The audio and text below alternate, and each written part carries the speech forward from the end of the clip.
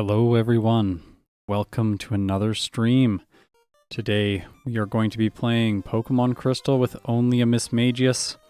This is another backport video. I am doing only first playthroughs in these streams, and for those first playthroughs I will not be using Hidden Power, but so basically first playthrough rules from my regular videos. Beyond that, these are backports, so I have added some moves to the game. And we're going to talk about that very soon, how it concerns Mismagius. Other than that, I hope you're all having a good day. So yeah, let's talk about Mismagius and my Gen 2 backport for it. So for stats, Mismagius has a fast growth rate, which is quite nice actually. Then it has 60 HP, attack, and defense, so all of those are even. And its special attack, special defense, and speed are also all even, with 105. The weirdest thing about this Pokemon is that when it's Mischievous, it has 60 HP, 60 attack, and 60 defense. So when it evolves, it only gains special attack, special defense, and speed. That's pretty weird.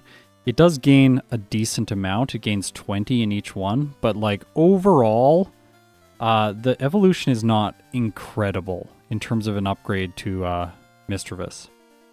I think the other thing that's unfortunate about this Pokemon is that it is a evolution stone Pokemon. So here is my move pool for today, and then we're going to talk about why I chose this specific move pool. So Mischievous starts with Growl, Psywave, Spite, and Astonish, and it learns nothing through level up. Then through TMs and HMs, it's going to get access to notable moves in Headbutt, Curse, Zap Cannon, not Hidden Power today, Hyper Beam, Rain Dance, Thunder, Return, Psychic Shadow Ball, Swift, Dream Eater, Thief, Nightmare, and probably Thunderbolt when we get there, but that is after Lance. Okay, so here, let's look at Mischievous's learn sets from Generation 2. So this is Mischievous in Generation 2. It's basically the exact same TM-HM set that I gave Mismagius. The only difference there is Hyper Beam, because Hyper Beam is a move that all final stage Pokemon get in the early generations. It does get starting moves, Psywave, and Growl, so pretty much similar, but then through level up it gets access to some other stuff. However, that is what happens when you evolve with the stone. You lose out access to your level up moves, which I always thought was really silly as well. Salzbar, you say that in the chat, like, yes, it seems so weird.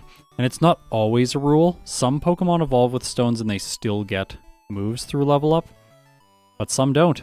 So I don't feel comfortable adding level up moves to Mischievous when they treated it that way in Generation 4, so we were just going to go again with something that I think something feels fairly like in the spirit of how Game Freak would have designed this if they introduced it in Generation 2. Yeah, and it's too bad that so like we're gonna jump from Mischievous's movesets, we're gonna jump over to Mismagius's Generation 4 learn set. And here you can see that it starts with Lucky Chant, Magical Leaf, Growl, Psywave, Spite, and Astonish. But you only gain access to, when you start, the last 4 moves in this list. So that is why my starting set is Growl, Psywave, Spite, and Astonish. Plus both Lucky Chant and Magical Leaf were not in Generation 2, so unless I'm really wrong about that, pretty sure they're not. I actually don't know what Lucky Chant does. I think it like heals or something. Let's look it up. Lucky Chant. It's going to be one of these moves. Okay, here, what does it do? Lucky Chant prevents opponents from landing critical hits on the user's party for 5 turns, even if the move would always result in a critical hit, i.e. Frost Breath. That's cool, but like, not really that useful. That would maybe be useful in Generation 1 against some AI, like perhaps to prevent the Aerodactyl from critting you with Fly or something like that. So yeah, through TM and HM it gets access to a lot more stuff, but in general it is mostly electric type moves, ghost type moves, psychic moves, and normal moves, with a few like dark things thrown in there. So not a huge amount of diversity. pretty much every Pokemon from Generation 2 and on gets access to the weather moves, Sunny Day and Rain Dance. That actually might be our saving grace in this playthrough, because if we compare the current move pool with the stats, Mismagius is pretty much caught using physical moves throughout the entire first portion of the playthrough. Yeah. Wide Right says, gonna be quite the contrast from Honchkrow. Yes, it is. So, if you didn't see yesterday's stream, please look away for like a minute. I am going to spoil the results. You have been warned. This is the tier list. Honchkrow yesterday was 4 seconds slower than Feraligator's second playthrough time in its first playthrough. So I have put Honchkrow at the top of the tier list. Now, everyone, I got several comments where people were like, this isn't fair, you shouldn't rank Honchkrow in this same tier list because it has moves that were backported from Generation 4. I know, I tried to say in yesterday's video that this tier list is not fair. This is just for a rough comparison of results as we have seen them so far. This is obviously not fair. This is not rigorous scientific methodology. All of them have had second playthroughs. All these other Pokemon could have used hidden power. Honchkrow was unable to. So I know this is unfair, but this is just so we can get a quick visual comparison of how the Pokemon are kind of stacking up. If I had to guess today, I think that we are destined for the C tier or the D tier. I do not expect Mismagius to perform better than Darkrai. I would be extremely surprised if it does. But yeah. Yeah. That's that. One last thing. My voice is a little bit tired today. So after this stream, it's not going to be too long. I'm not going to ramble at the end. I'm just going to turn it off, that sort of thing. And we are not doing a second playthrough today. If anyone asks these questions in chat, please help me let them know. I don't want to have to repeat it all the time, especially for people who are going to watch this as a VOD later on. Oh, yeah, one last thing. People have been saying I sound tired. I'm not tired. I'm trying to talk and use my voice in a relaxed way. Because when I get like this and I get really excited, then my voice gets really strained, and you can see there it actually just cut out for a moment. Doing that with my voice is not good for it. So I am being more relaxed. And that is what I'm doing, so I'm not tired, I'm just being relaxed. Okay, Heatran. This is not Heatran, no, but we're still in Halloween month. Gotta do ghost-type Pokemon, right? Okay, let's do it. This is Mismagius in Pokemon Crystal. Let's go. Also, for future stream VODs, I will be adding time codes like chapters and stuff. By the way, the front sprite and the back sprite, they are both made by someone named Bloodless. I did not make them, so it's great that Bloodless put these sprites together, and they're on the internet, so other people can use them for stuff. Thank you. Oh, Churro's coming, while I say no to Professor Elm a lot. Hi, Churro. Okay, no nickname today. Let's go.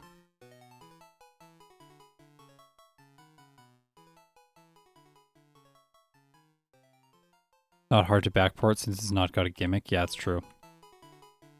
Backports are really easy when you just basically move the Pokemon back with their stats and use the moves that are already available in the game.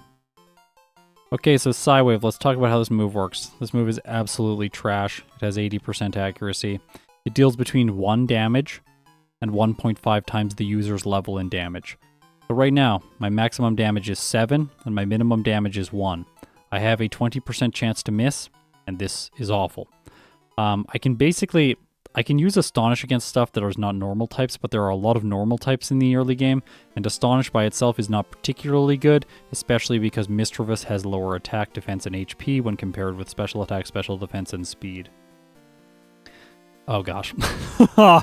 Come on. Yes, I can't believe we got that knockout. I thought I was going to have to run away there. I'm knocking out stuff because I want to level up as fast as possible, because the more I level up, the more damage Psywave is going to deal.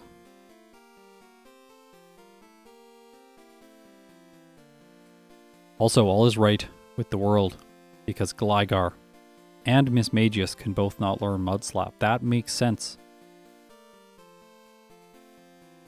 Good thing it's fast level group. Yeah, but the fast level group is second fastest in the early game to level up. The medium slow growth rate is faster in the early game, so still not that good. If this was medium slow, that would be perfect for the early game. We should be fine here.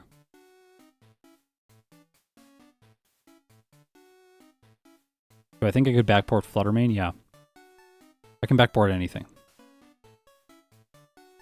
If they have unique moves that we're going to backport, then it'll take more time. But pretty much anything is possible. My favorite Pokemon, Venomoth. The Ghost Dark type. First Ghost Dark type. Only Dark type introduced in Generation 1. Like, it's so broken. Okay. Wow. That was pretty good. Normally I'm not that fast there. I feel good. This Mismagius is going to be horrendous. Yeah. Do you have any hope of being faster than Darkrai? No, I don't think so. I think slower than Darkrai. This is going to be the worst one of the backports that we've done so far. Like, I would be completely surprised if it wasn't.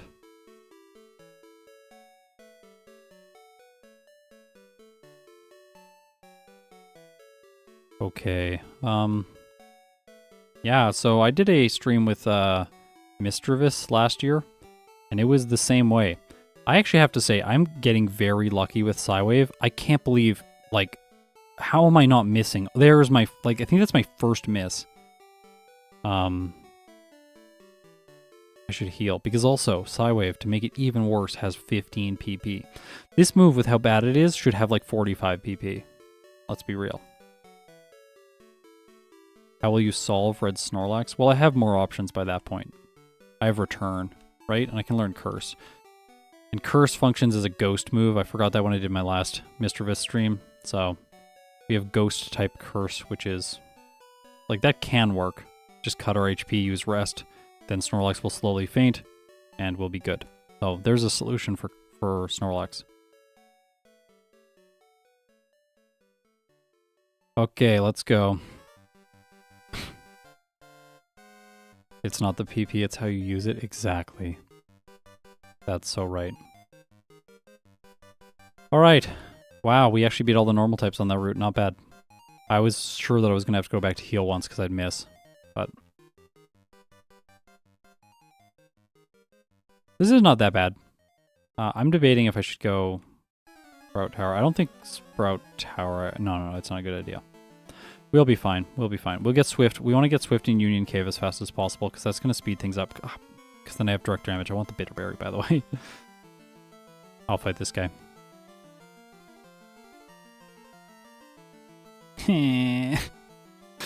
Oh, Psywave feels so bad. I don't know why. Like, what is Sabrina's dialogue in Generation 1? Can someone look that up? It's like, here is a powerful psychic type move. And then she gives you the TM for Psywave. Thank you. Thank you so much. I feel like Mr. Psychic should have given you Psywave, and Sabrina should have given you Psychic. Like that feels more appropriate. You beat a gym leader who's supposed to be like the 6th gym leader, and you get an amazing TM, and then you just go to some random guy's house and you get the bad one. Will you ever do minimum battles runs? No, I don't think so. I don't like minimum battles. I don't find them that interesting. The reason I don't find them interesting is just like the solution is always just like wait for luck or use double team, get a crit. Like there's like the interesting dynamic I find with these runs is that it's about racing. Like you have to make a choice. Do I level up or do I just go in and try and get the luck? If I try and get the luck, I might be faster. Like the reward might be great, but the risk is also great because if I fail, then I'm going to be stuck here for a really long time and bleed more time than I would have if I just trained.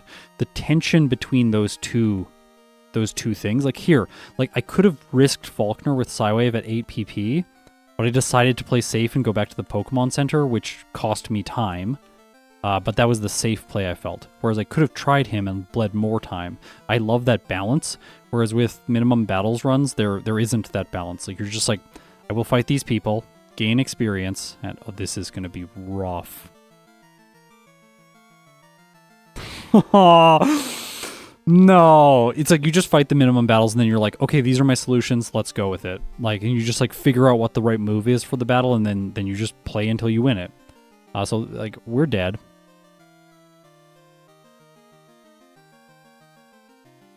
That was really bad. Did you consider getting into his actual speedrunning before? No, I did not. I got into speedrunning because people were like, how long does it take you to do your runs? And I was like, I'll just add a timer. And then I added a timer and I was like, oh, it's actually way more fun if I have a timer. That's how I don't think I would still be doing this if I hadn't added the timer. This is so bad. Gosh. We might have to spam out all the PP and just struggle this fight. This is... Stop missing first turn. Can we just not miss first turn? Like, every time I'm doing this fight, missing first turn. Okay. I see you, Psywave. Okay. You know what the name of this Pokemon is? Mismagius? Yes. Truly. Mismagius. Missing all over the place. I could Spite Mudslap, but I'm gonna miss Spite after it Mudslaps me once. And if I use Spite before it moves, then it doesn't do anything, so I waste my first turn. So it's like, you Psywave first turn, then you just get hit by Mudslap, and then it's like the situation spirals, because Psywave has such low accuracy anyways. I'm just going to do this, I'm going to gain more levels, Psywave will do more damage then. We'll try one more time, and then if that doesn't work, we'll do Struggle. I'll beat all these people. I don't know if I can beat all these people. I probably got to backtrack, because like Astonish has almost no PP either. By the way, Mismagius gets a backported move. It's Astonish. That's a Generation 3 move. But is it helpful? Well, it actually is. Misdreavus had to do this whole portion of the game with only Psywave, so... It's a bit helpful, but not that much.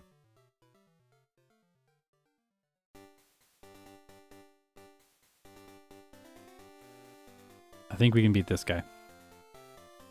Been a while since you did Sprout Tower, I know. It's been a while since I have beaten these Bellsprouts. It's been a while. I posted on X. I post a lot of stuff on X, by the way. Follow me. I'm at Psychic Flying, of course. Venomoth's typing. Follow me over there. I post a lot of stuff that's just random, like what I'm working on, general thoughts about the game, a whole bunch of other stuff. Sometimes, occasionally, a cat photo or two, so get really lucky if you see one of those. Anyways, I posted over there last night, or yesterday, as the thumbnail of Pinsir vs. Scyther, and then I linked to It's Been a While, because it's been a while since I played those two. Everyone was very confused.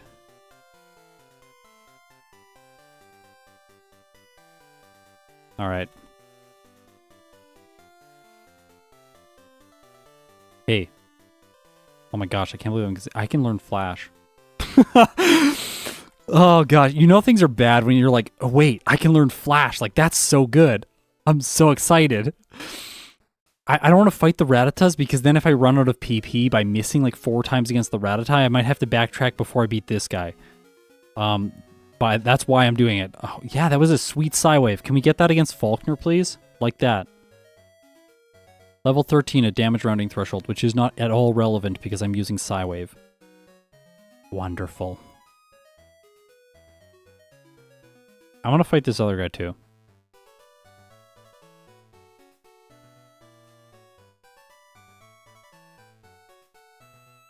Oh my. Stop. I hate this move. This is my least favorite move in the game. Oh, that was a... Oh. I thought that was the trainer. I was not looking. I looked at chat and then I was like, ah, the trainer. I remembered he had a normal type, but it's this Hoot Hoot. Okay, that was a really good Psywave. No. Yes. Oh, so close.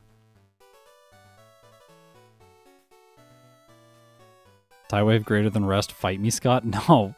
Absolutely not. You use Rest a lot in your playthroughs. Don't even at me with that. Okay, let's try again, and then if we fail, we try again with Struggle. Alex Metal. Stop! Thank you for the 5 gifted memberships. I really appreciate it. I'm saying stop to Mismagius. Please attack. Please hit. Please. No. Does it bypass accuracy checks despite? Oh, it looks like it does. No, it doesn't. Never mind. I just got lucky. I guess if it runs out, it's just going to spam Mud Slap. I'm going to lose anyways.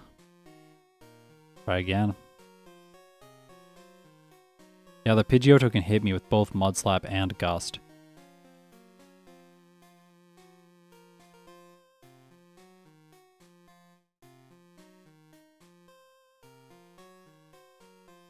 Do I just get hit by the Pidgey like once and then try and spite it all the way down before it hits me like 5 times? That might be the strat. Please, just a big one. Yes, yes, yes, yes. Last Psywave. I cannot believe that.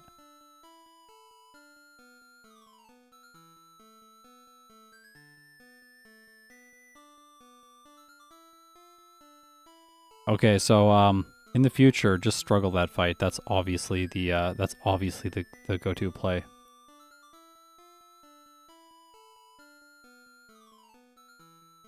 Oh. Oh. That was absolutely terrible overworld rooting. I'm so sorry. Yikes. I'm actually warmed up today. I finished playing one of the baby Pokemon earlier today. In Crystal, so. Done some Crystal already today. Come on.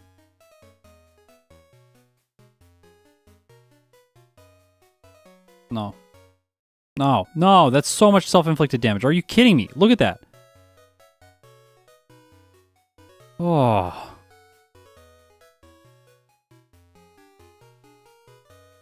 Wow, our man's living on a prayer. Yeah, truly.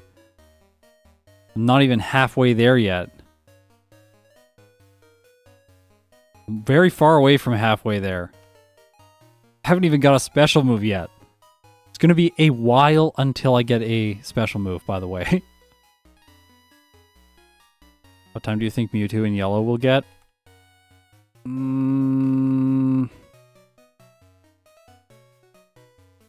I think Mewtwo is going to get, like, 33 minutes. My bet right now.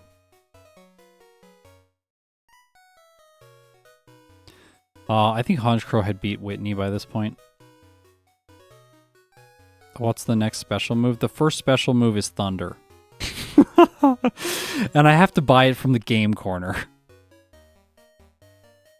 Like, technically the first special move is Hidden Power, but it is banned in my first playthroughs, so the first special move is not Hidden Power today.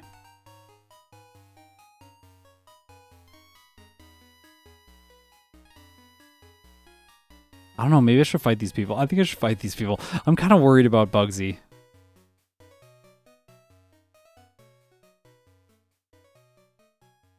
Scott just got married. Now talking about baby Pokemon announcement incoming. Oh my gosh. I didn't think about that. No, there's not an announcement incoming. At least Ghost is super effective against Psychic in this generation. Shadow Ball is not special. Ghost moves are physical in generation 1 to 3.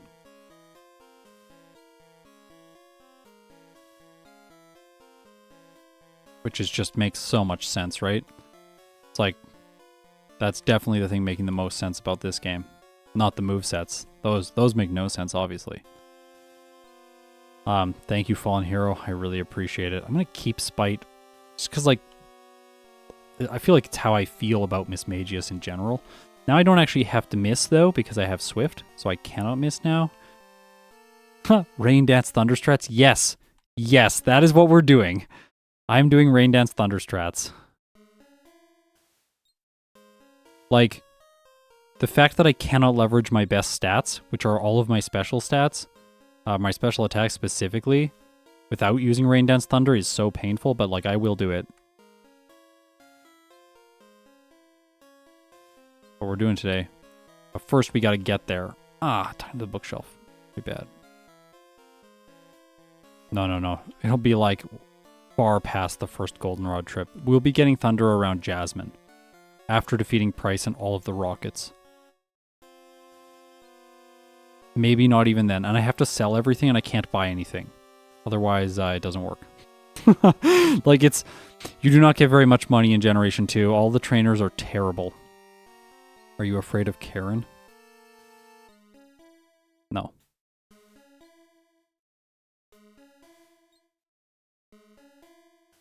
Karen is going to be fine. She'll be hard, but it's not going to be that bad. I think everything else up until Karen, like up until the league basically, is going to be quite slow going. Frustrating. And then like things are going to accelerate as soon as we start getting like better moves. Get like Return and Rain Dance and Thunder, Shadow Ball. Things are going to start feeling better. Kurt heals you here, so like the poison, you don't think you have to have an item for that or anything. Yeah, Rain Dance is in Slowpoke well, but you need Surf and Strength to get it. Joanna, Sky, your streams make my day, as do your videos. Thank you so much, Joanna. Glad I can make your day. Thanks for joining me, by the way. It's great having so many awesome people together playing Pokemon and talking about Pokemon. Are you going to beat Jasmine, though? I don't know. I don't know. I'm truly living on a prayer for that one.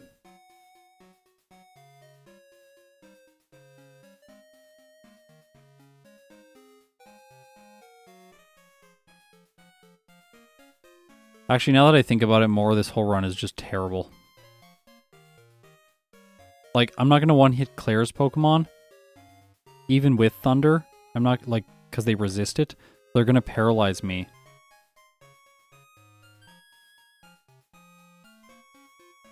You ever considering making your own ROM hack? This is a ROM hack. I made it, so yes.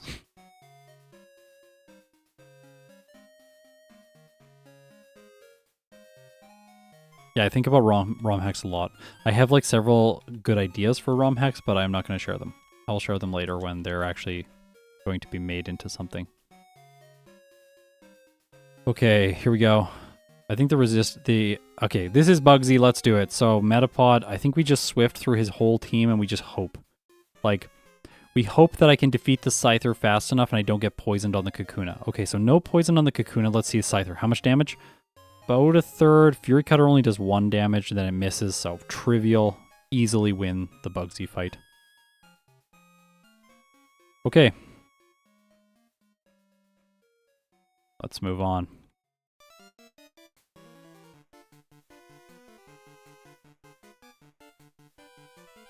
I have not played any ROM hacks and I do not watch any videos on ROM hacks because I want to play them eventually and I don't want to be spoiled.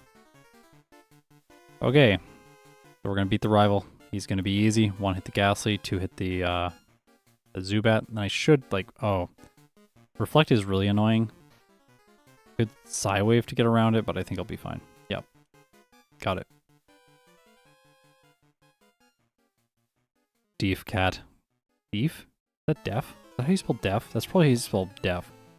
Deaf Cat. Yes, I finally caught a live stream. Good to have you here.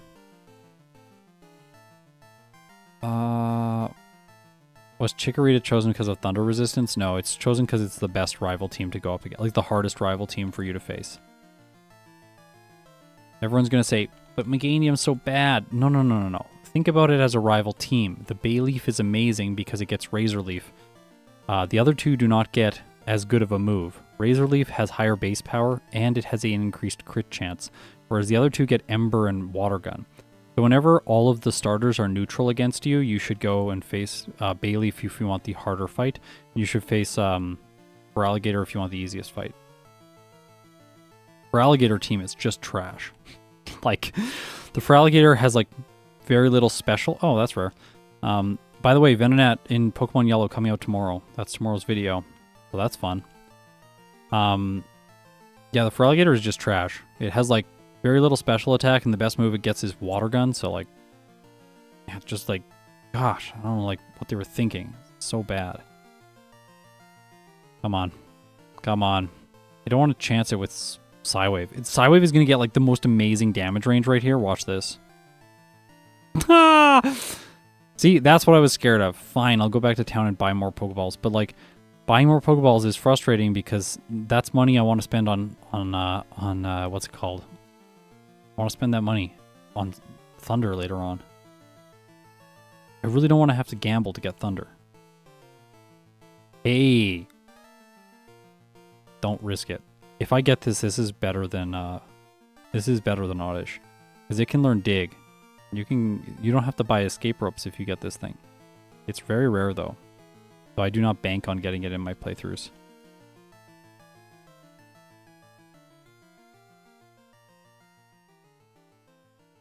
For a second there I thought I taught that to Mismagius, and I was like, no! Like, I definitely don't need that right now. Okay, let's go. Yeah, and Silver doesn't evolve his... like, the Quilava team doesn't evolve in the 4th rival fight, but the Chikorita line is evolved in the final rival fight. I hate you, Psywave. Let's get rid of it. And the Meganium is way better than the other two. It has Razor Leaf and it has Reflect. So if you're a physical attacker, it'll just reflect you and then Razor Leaf you into the ground.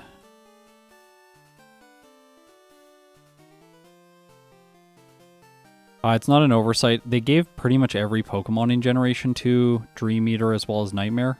Like, go check, like, any random learn set just to see if I'm telling the truth. Like, don't check Metapod. Like, of course, they didn't give it to Metapod.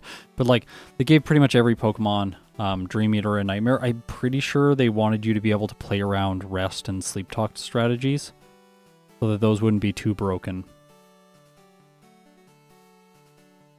I think also they wanted you to have, like...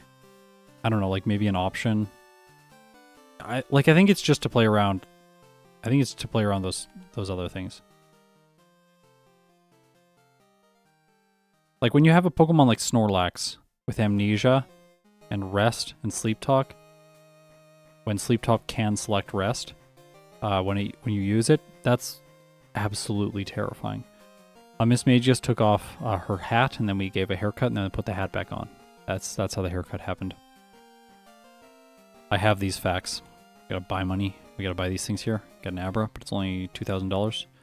It's definitely worth it for the time that it'll save in this playthrough. Ah, on my way, buddy. We gotta go north. Not gonna forget Kenya, because Kenya is needed for the playthrough. I want to get to... What is that? What's the island called? Cinnawood City? Is that what it's called? I never say it in my videos because I'm sure I'm gonna pronounce it wrong. And then people are gonna like call me out in chat. Or in the comments. And I don't wanna have that. So I just avoid saying the name. Yeah, by the Whirl Islands. Is it Cinnawood? Cianwood. That's what it is. Cianwood? Is it Cianwood? Cianwood? Cianwood. Cian? Cian, I think. Cianwood?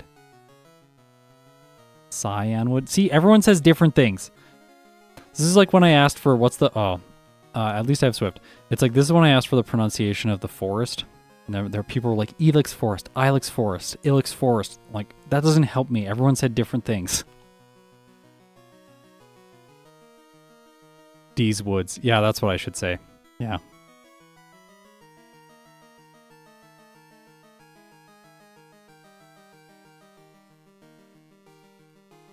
I say the color like cyan.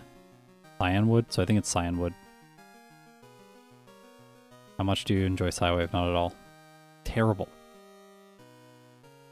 Let's get level 25 before this one.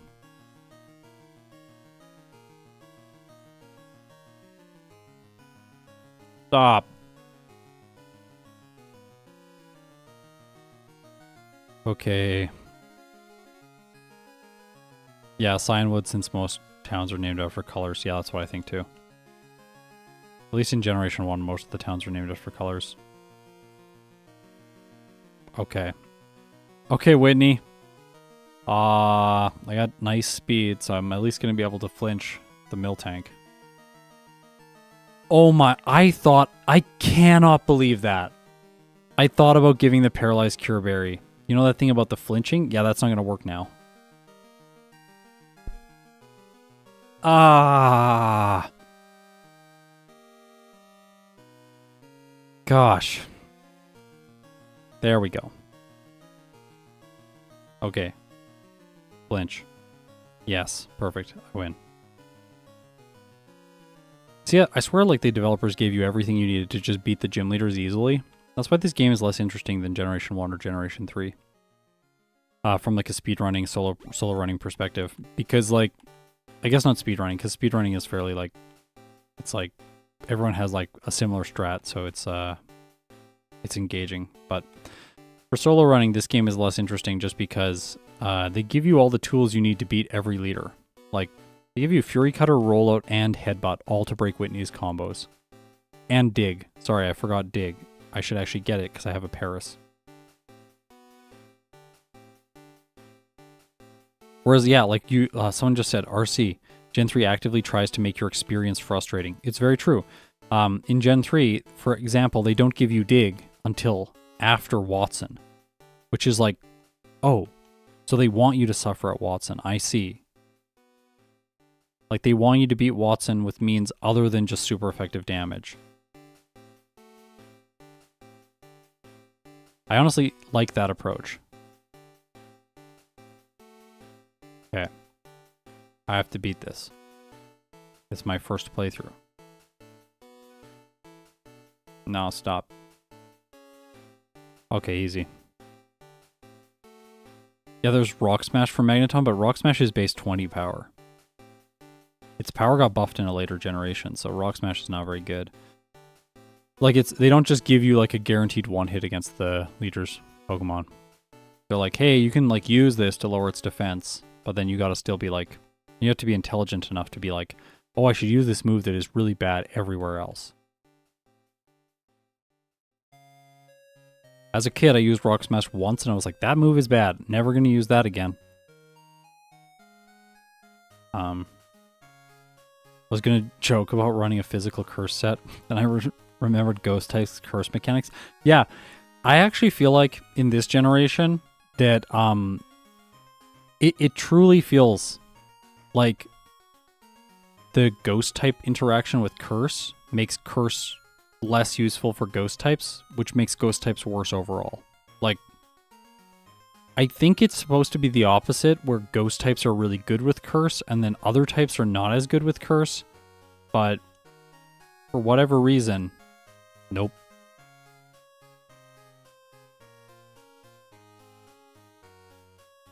But we have to get to Kanto to get curse, so it doesn't even matter. Could have given this confusion. Yeah, but it doesn't get confusion in Gen 4, so that wouldn't have felt good. I don't just randomly give the Pokemon moves. That's like, I could, but then I would just give them the best moves and the run would be easy. I think these are all about, like, they're all about using what you have and trying to do as well as you can, which makes it really fun.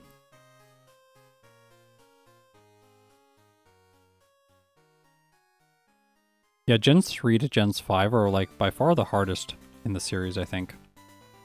With 3 being the easiest of them, I think that 4 is the hardest.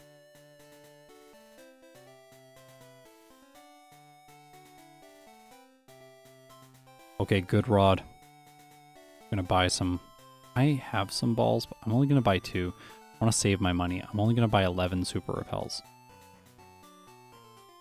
Almost went for strength there. I've cut that out of my route just to save a few steps. Mismagius deserves... It does not get Nasty Plot, unfortunately, in Generation 4. If it got Nasty Plot in Generation 4, I would have given it to it. What's the most controversial decision you've made backporting Pokemon? Maybe giving Heracross Mega Horn. People were not happy about that. And then I didn't even use it because it was useless.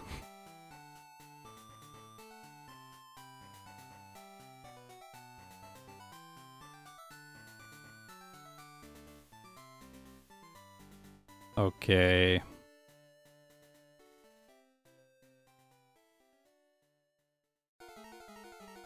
Yeah, I was at Lance by the time I learned Mega Horn. So it's just like, well, this is not useful. Do you like any of the Pokemon after Gen 4? Yeah, of course. I really like Generation 7. Generation 7 is probably my second favorite generation.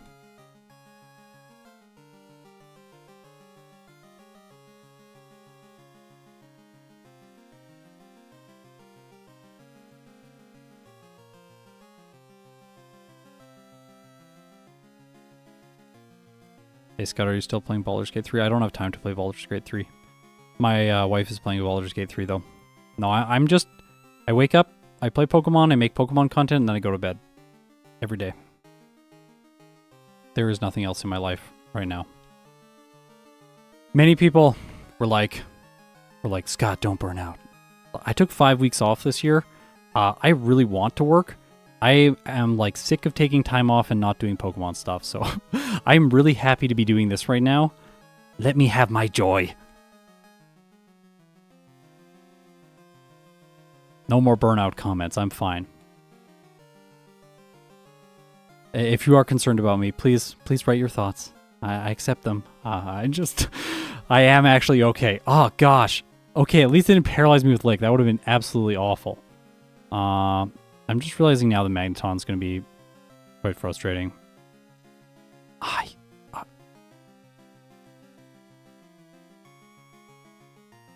Stop. Alright. Come on. Flinch, yes. Poison powder miss, perfect. That could have actually been bad. Scott, I'm concerned about you. You did baby Pokemon, that scares me. The baby Pokemon are not done yet. I am still working on them. Only 2 of them are actually finished. Oh, I have Paris. What gen are you least excited for? Gen 6. Gen 6 is like... ADHD, autism, hyper-specific fixations are something people don't get, but they're nice when you're in it. Yes, 100% true. Yeah, that's how I feel.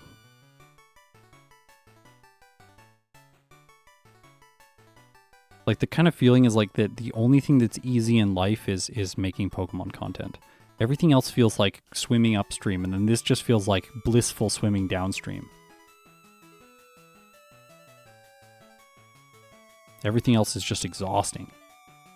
When I sit down to do a Pokemon run, I'm like, oh, there's the joy. It's like the StarCraft ones, Marines. Oh, that's the stuff. Yep.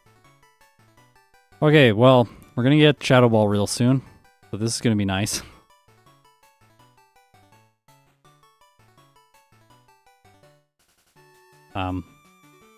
This gym shouldn't be a problem. I have Astonish.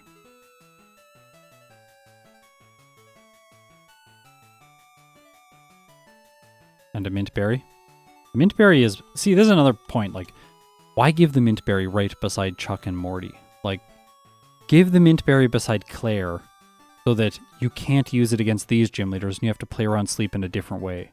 But instead, they're like, no. You can just solve both of these gym leaders with an item.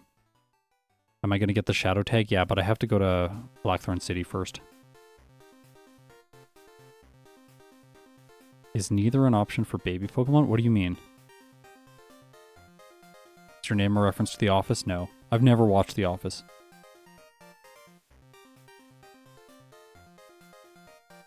I'm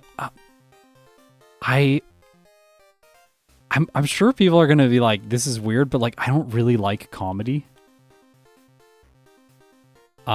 Gosh, that guy got in my way. And I have very specific types of media that I like. Like very specific. I usually like get really into one show and then like I just love that show and I watch like all the DVD commentaries and I watch the show like 5 times. Like Battlestar Galactica I've seen 5 times in total. The whole thing. And I've watched all the DVD commentary at least once. I think 3 times for the first season, but yeah. I've also rewatched that Shay May's video on Omega Ruby, the one that's 7 hours long. I've rewatched that video like 5 times. I love that video. Video's so good. Star Trek is good. Yes, I like Star Trek. I like Voyager. I'm weird. I watched Stargate SG-1 as a kid, yeah. Not all of it, but yeah, don't forget to teach Shadow Ball. Thank you. I'm glad I looked at chat right there. Let's do it. I think Spite has kind of like outstayed its welcome. It doesn't really have a use now. I like Voyager too. Yeah, good. You watch the MCU? No, not really. I followed the MCU a little bit like the main releases, like Iron Man and Captain America. Oh, Iron Man and Captain America. Captain America. No! Oh, it defrosted me. Haha. That's amazing. Defrost me with Fire Punch. Love it when that happens. What's it that the new kids say now? You love to see it or something like that? Okay. See, the reason I like Voyager is I love the vibe of, in general, just like isolation.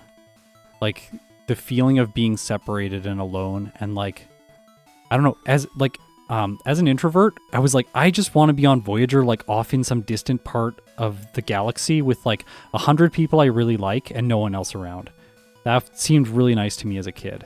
So, yeah, I really like that show. I had a model of the Voyager, and I would like fly it around while singing the theme song down in my basement.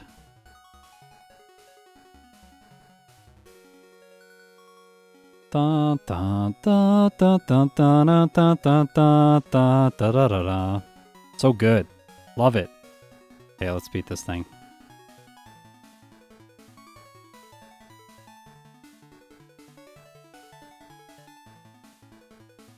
No, Mismagius doesn't get Perish Song. Nope. We get this. It has no level up moves. Because it's a stone evolution. Game Freak hates stone evolutions for some reason. I don't know why. I think what they wanted to make, like, the design philosophy around stone evolutions makes sense theoretically. They're like, we want you to decide, like, we're going to give you the ability to evolve your Pokemon really early so that it gains better stats. But the cost of using that to gain better stats is that you lose out on the moves that it gets. That makes sense theoretically, but really what it does is it just makes those Pokemon really frustrating to use. Because in like a regular playthrough, you're just gonna, like, you're obviously gonna wait. Why would you not wait? But in a playthrough like this, it just like makes them awful. I'm gonna heal here because then my teleport point is set here.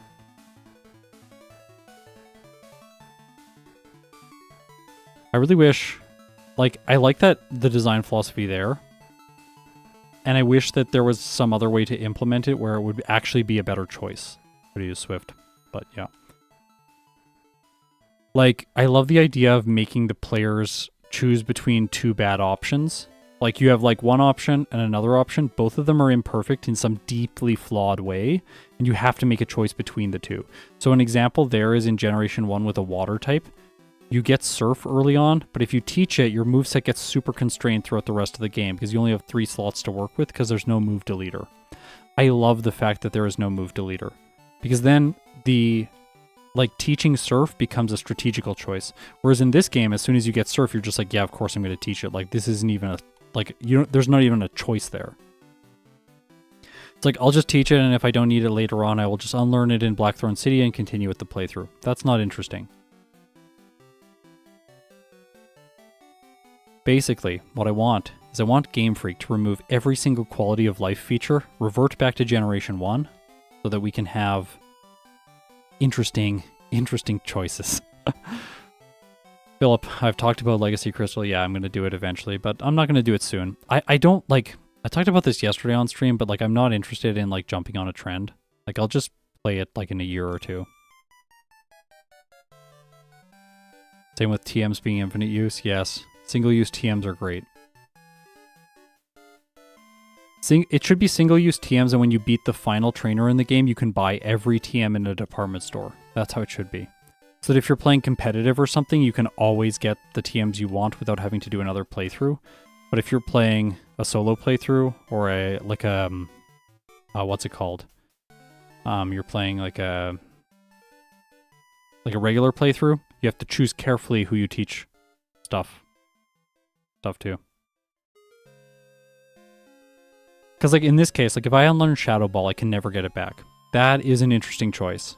So, like, now that I've taught it, I have to, like, if I ever think I'm going to remove it, I have to really carefully consider that.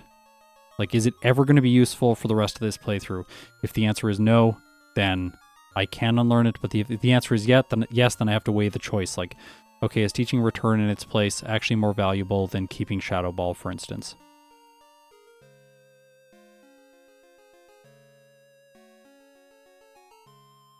What's Crystal Legacy? It's a new ROM hack that came out fairly recently. I haven't watched the video on it yet because I don't want to spoil myself, so I know very little about it. I just know that it's out there right now, but we'll do it eventually in the future. Can you create an overlay feature that turns back time when I miss the start of a live stream? You can actually rewind the live stream right now. If you scroll over the like play bar on YouTube, no, what am I doing? If you scroll over the play bar on YouTube, you can just click back to the beginning of the stream. Unfortunately, though, I'm not a Time Lord, so I cannot just change time at my will. I also realize that you'll think that that's a Doctor Who reference, but I've never seen Doctor Who. So yeah, it's not a reference. Okay. I just want to state this now. The time is actually not that bad. We're here at 43 minutes. Like, that is not really that bad. Like, this is no Haunch Crow, but this is decent at least. Gosh.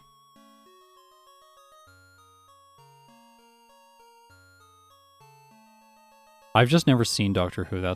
I've just never got into it. There was a TikTok my wife showed me that was like, it has to do with this thing called a PDA. It's like pathological demand avoidance. And I like really related to it.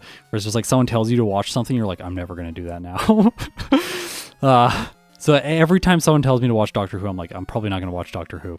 I will eventually likely get around to it, but I generally don't do things because people want me to do things. I do things because I want to do them, so. Again, everyone's like, play ROM hacks. I'm going to get to them. Don't worry. But I'm not in a rush. I'm enjoying what I'm doing right now. Don't watch Doctor Who. Oh, evil. You see? That's interesting. Sorry to hear about your PP problems. Yeah, I know. Rough.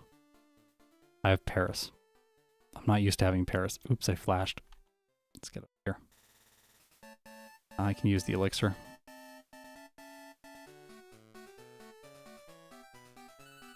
Ha! Good thing I didn't use that. Let's go. No, I'm not playing Heatran right now because Heatran is not... Excuse me, Heatran is not thematic. I'm playing thematic Pokemon. It's only Pokemon related to Halloween all month in October. I refuse to play something that is not related to Halloween. If Heatran was related to Halloween, I would play it. You're gonna... I know you want me to play fire types. I was actually realizing that someone should go and do like statistics on my runs and go, how often do I, what's the frequency that I play each type? Because I bet I favor certain types with what I release. I don't have like some super intelligent way of going about picking the typings for each video. Like, I really think I do less fire type videos than all the other types. I also avoid electric types because... Yellow. Yeah, I thought about a Giratina backport. I'm likely going to do that one next year. But not now. Swaggy Pepper. I'm glad that my stuff's relaxing. Oops.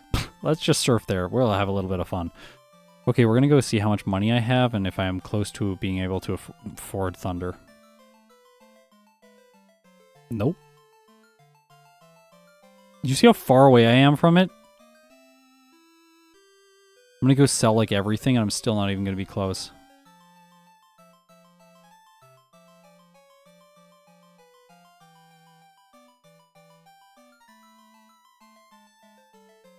All this garbage that I can't use because Mischievous. Now it's not gonna be useful because I can't use it against red. Yeah, I'm gonna have 3,000 coins, so... can't get Thunder yet. I just broke.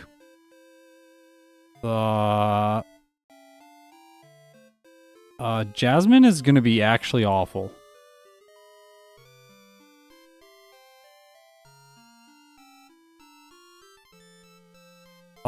Pray, please, everyone. Pray for me. It's the only way, I think. Oh my gosh.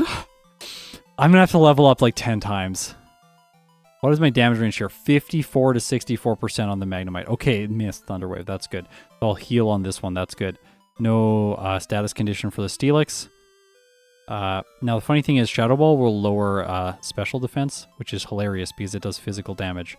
So, yeah, this move is useless and the Steelix is just going to knock me out.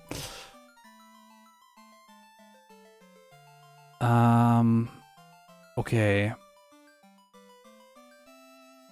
There's genuinely not an answer. There is an answer, Swagger. Do it. We gotta go visit Dennis again to get Swagger.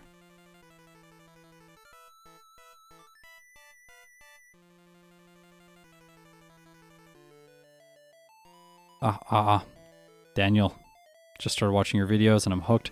Thank you for this quality content. You are so welcome. Thank you for coming and hanging out. It's awesome to have you here. It is great to be able to share Pokemon with so many amazing people. Okay, goodbye Astonish. We are teaching Swagger in the place of Astonish. Then we're Paralyzed Cure Berry, and I think we need one Magnemite to miss Thunderwave, and then get to the Steelix, and we need to Swagger it, and it needs to hit itself a bunch. This fight is not going to involve any luck. No luck at all. Why? Why did you supersonic me? I guess that works, but like, hey, it missed. My Paralyzed Cure Berry was useless. That's nice. Okay. Confused Steelix. Whew, misses Iron Tail. Good. Hit yourself. Nope, that's gonna KO me. Okay. Time to play the Pokemon Lottery. That is true, Matthew. This is what we're doing. Like, my brain was like, what about Psywave? Like, maybe I should have kept it specifically for this. No. It's going to be better to use Headbutt. Steel types resist Ghost types in this generation. So, the Ghost type is just... Like, they changed that later on. It was like Gen 5 or Gen 6 when they changed that. It does, like, no damage to itself in Confusion. Okay. We're going to level up. Well, let's do it.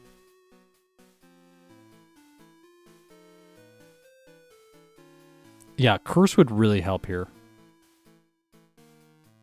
Flash Iron Tail, that's a good idea. Level up once.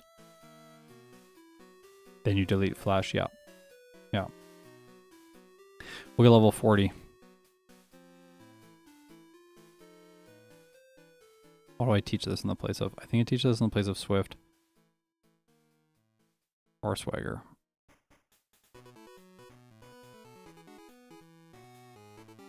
I think in the place of Swagger. Swagger makes it too dangerous. Oh yeah, easy hidden power fire. Yeah, definitely. I'm gonna save here. I'm gonna save. I know I can get the Headbutt TM again. I know. I want to keep Headbutt because I don't want to like keep buying it and keep teaching it. Like that's just gonna waste more time than it's gonna save. I typically like only want to teach Headbutt once unless it is absolutely required that I teach it twice. Okay. Don't get why Flash isn't 100% accurate. Yeah, I know. Okay, well I've got really good luck against the Magnemites. All right. Please. Okay, good. Miss Iron Tail. No, that's not what I need you to do. Stop. Oh my gosh.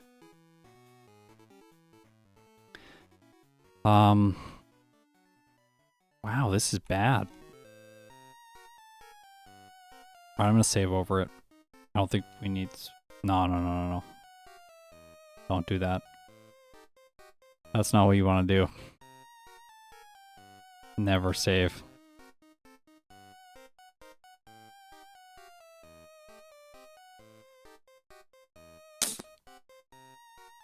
This is bad. Oh gosh, Flash is so bad. What a bad move. Okay. At what point is this enough? I think that's enough. Okay, miss. Hey, it's gonna run out of Iron Tails. It's gonna start rock throwing me. Oh. Oh!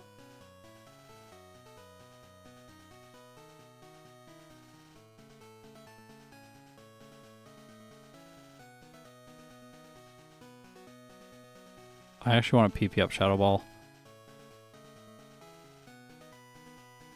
I don't need Swift. I'm gonna save like this. Like, the thing about Swagger is it combos pretty well with Flash, because once the accuracy is lowered, you increase the chance that they hit themselves, but they're not going to hit you. Because they have to roll to use the move to get through the accuracy check. And they might not succeed that, and then they'll, or like, they have to roll, sorry, to get through the confusion first. Like that. Before you even get to the accuracy check. Remember when I was in the Rocket Hideout and I was like, this isn't that bad? It's bad now. Hey, crit. That's good. Okay. Okay, this is going to be it. Come on, come on, come on, come on. Full health, no status condition. Fails, of course. Fails the Flash. 2, 3, 4. I'm going to Swagger now. Attack went way up. Hit yourself. No, don't hit me.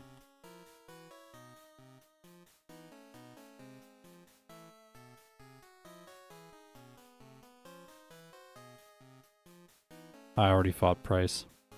I've done everything else. We're just gonna... If this doesn't work, we have to grind against regular trainers. The only other option left. Okay, that's good. I hit Flash right away. Oh, the Screech is real bad. Stop!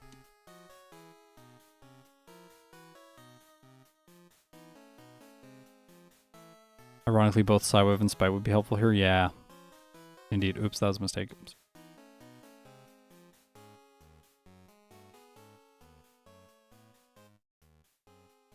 King's Rock for higher flinch chance. We get King's Rock.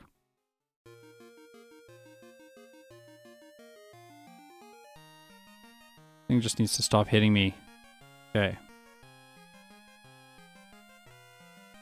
Here's the thing about accuracy is like when you have to knock something out this slowly. Okay, I'm gonna get the King's Rock. No, King's Rock's not a good idea because then I'll be paralyzed. Paralyzed is worse than King's Rock.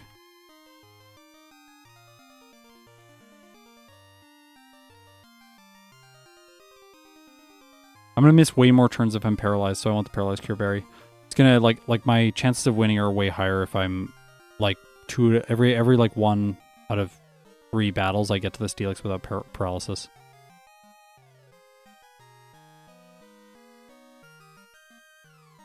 Oh. Okay, we're gonna train. This is not working. I can't get the Shadow Tag. The Shadow Tag is available after the Rocket plotline. Like, basically everything that I want that would help is walled off just beyond this portion of the game. And everything that would also help here is walled off behind teaching moves. There's no move reminder.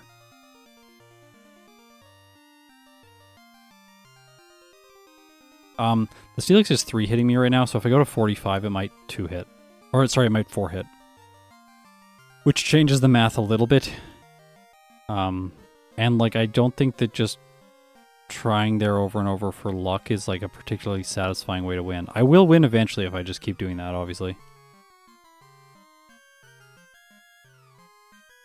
Yeah, Magical Leaf would be perfect here, yeah. It doesn't really solve the Magnemites, but it solves the Steelix at least. Yeah, the HM Flash is worse than Sand Attack. See, that makes sense to me, though, because Flash, you can teach to any Pokemon, right? Basically. Well, like, any Pokemon that can learn it, because Flash, and the Flash is infinite. But then Sand Attack, you only get through level up on certain Pokemon. So it's like, in that case, they're prioritizing the flavor of the individual Pokemon over the generic move. That makes so much design sense to me. Why didn't they do that with Return? Like, give only Ursaring return or something like that. And then when you get it, you're like, yes, this Pokemon has a really good move that no other Pokemon has. That feels really satisfying. Whereas the way it's designed right now, it's just like, yeah, everyone's going to use return. It's a really good move. No, vitamins won't help. I can't spend money on vitamins because if I spend money on vitamins, then I can't buy Thunder. I don't even have close to enough money to buy Thunder yet, and it's going to be my first special move.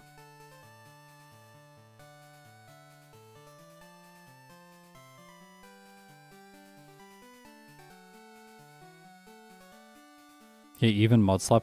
Yeah, Mudslap would be amazing. Infinitely better than Flash. 100% accuracy. 100% accuracy. Lowers attack accuracy. Lowers. Yeah, 100% accuracy lowers accuracy, and it's it does damage. Super effective damage at that. Yeah, we're giving return exclusively to friendship-based Pokemon. Yeah, exactly. Because then, like, then if I do like a Blissey run or something, and I'm using return, people are like, yeah, that makes sense. Like, it's flavorful. Because like, no one complains in Generation 1 when I use a lot of Body Slam. No one complains when I use a lot of other moves that are really common, like Blizzard, for example. Because the Pokemon that learn Blizzard makes sense that they learn Blizzard.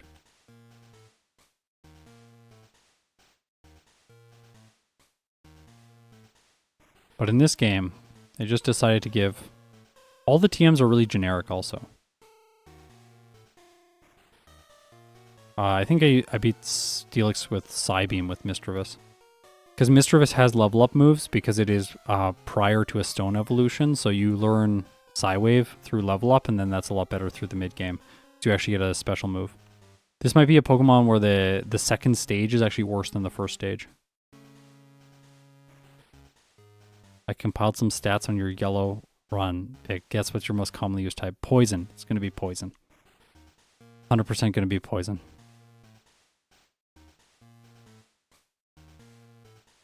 Okay, I'm just going to show everyone this, but like this guy is going to stop me from going over here. That's why I can't get the shadow tag.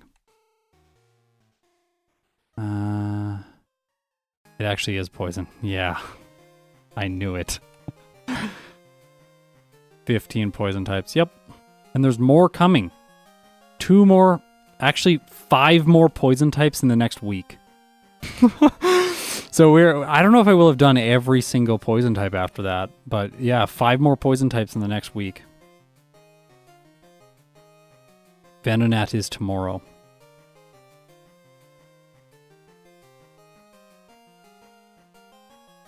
Female run next. That would make Misdreavus even worse. What is the gender ratio on Misdreavus? Can someone look up the gender ratio on this thing? Is it always female? Is it 50-50? Please say it's not 50-50. Please say it's like 80% female. Please.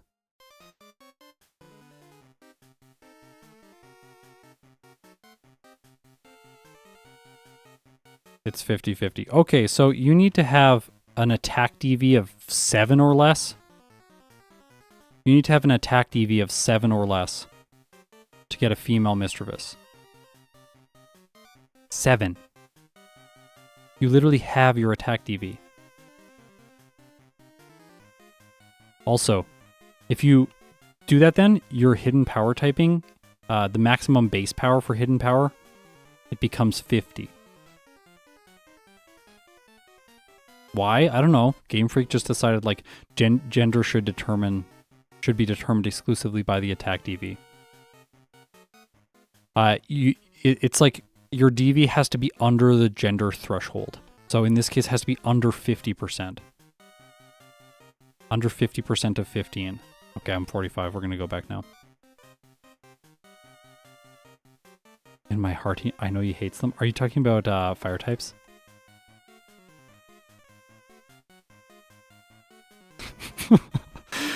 I don't hate fire types.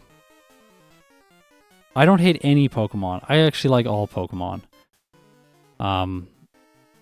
Certain Pokemon are frustrating because of how the game is designed to basically just like not make them very good at all. Fire and electric types are those types. I literally have a very specific exception to one of my rules to make fire and electric types better, and it still doesn't help them that much. I think let's just flash it 6 times and hope. Okay, now we pray. I guess I should swagger it, because if it hits me, it's going to hit me. And it can always do damage to itself, so... do damage to yourself. If it hits me, I die no matter what. It doesn't matter. Hey! Haha! Yes! Flash in a dream. That is right, Austin. I can't believe we did it. Hidden Power Fire plus Sunny Day. Yeah, this is a first playthrough, so I can't use Hidden Power, but yeah. Okay, and all of that unlocks the experience from the rocket plotline. That was all gated off to me because I could not beat Jasmine, so. Okay, here we go. An hour and 3 minutes. Yep, this is going to be the worst one so far of the backports. Yeah, Hidden Power Fire would OHKO. Yeah. My special attack is definitely high enough.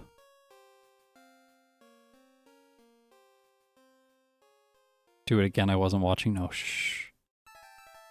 No. When I get a win, I take the win.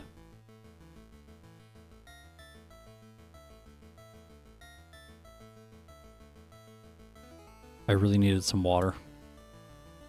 I apologize. See, fire is good, Scott. In Gen 1, I hesitate to say fire is good in Gen 1.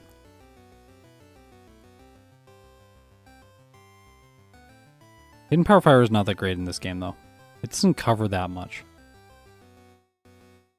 It's good against Jasmine. Hidden Power Ice is just incredible, though. Yes, Scutslots. When's the Arbok Wheezing Amok face-off coming out? Well, that video is the Monster Mash, so you can guess when it's coming out. No, that doesn't work. I'm looking at chat. Yeah, Hidden Power Water with Rain Dance and Thunder could be good. Oh, that's an interesting thought, yeah. Hidden Power Water is not very good, though. I think it messes up your DVs. I think it's 12 attack, so you have 7 in your HP then. I just know every time I've used all those items. Wow.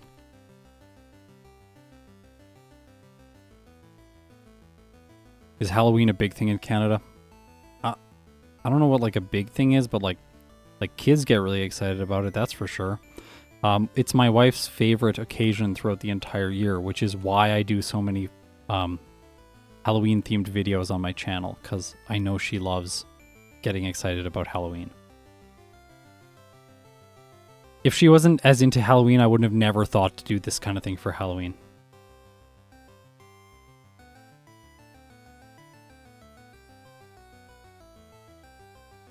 Okay, well, we actually won. That's good. No smoke screens. Yeah, Ice is such a great offensive type. It really is. Especially in this game where there are 2 major trainers who are dragon types. That's that's really the reason that Ice type is so good in this game. And it gives coverage against like Karen's Vileplume, Will's Executor, the rival's Bayleaf starter if he goes with Bayleaf as his starter. If he doesn't, it still covers if it doesn't, it still covers his Golbat. Just a really good type to have. Scott, are you ready for a fun hidden power fact? Sure, I'll reply with one as well. My fun hidden power fact is in Generation 3, if you use hidden power against a Pokemon using counter, it can be countered and it deals damage back to you. Even if the typing of hidden power is special. Love that. I found that out. When I forget which stream or which video that was, but I was like so shocked.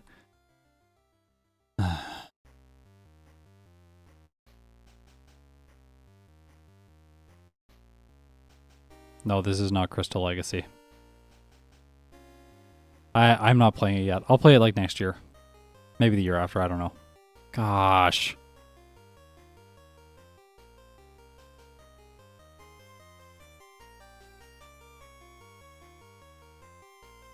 This, Jacob, this is a backport that I did myself.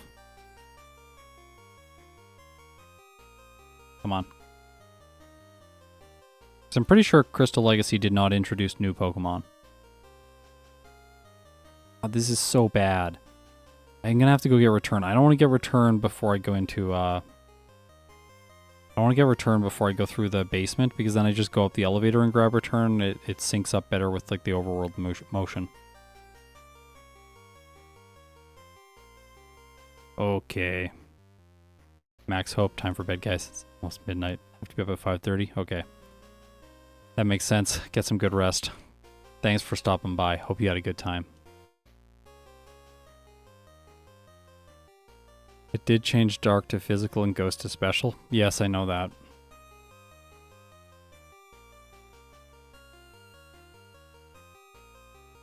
Which makes a lot of sense. It makes so many of the Pokemon better.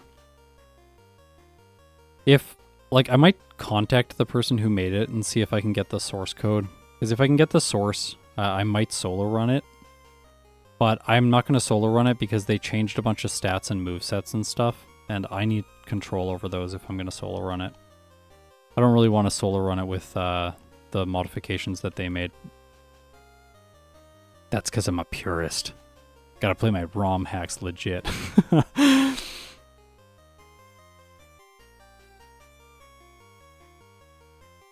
I just know that they, like, I think they buffed stats for some Pokemon. Like, I don't want that. I don't want Pokemon stats buffed. I'm fine with enemy stats buffed, but I don't want, like, my Pokemon, the Pokemon I'm soloing with, to have changed stats. It needs to have modern stats, or, like, stats from Gen 2.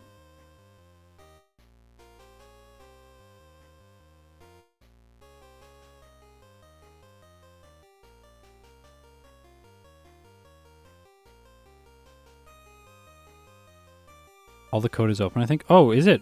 Someone should link me. Send me an email. scottsthoughts.pokemon@gmail.com, all one word. Do you think you'll do Gyarados versus Milotic in Emerald in the near future? No, I won't. There will be no versus videos in Emerald all of next year.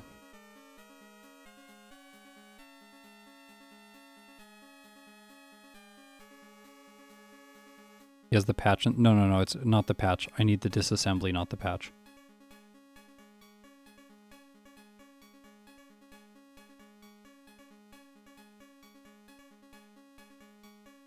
Patch is great to, like, apply, but it's not great to tinker with. I need to be able to tinker.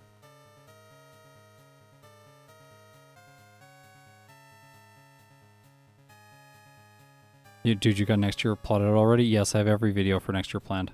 I have 2025 roughly sketched as well. I think ahead. When I do things like this, like, people are like, don't burn out. It's like, I planned so far ahead to make sure that I was going to be able to release content daily in December.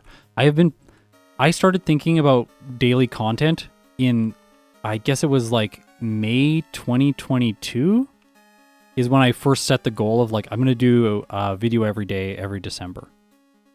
And then I started working towards it all last summer. And then, so this year, I've been planning for it the entire time. There's never been a day when I've just been like, yeah, 2026 is fully open. Nothing planned for 2026.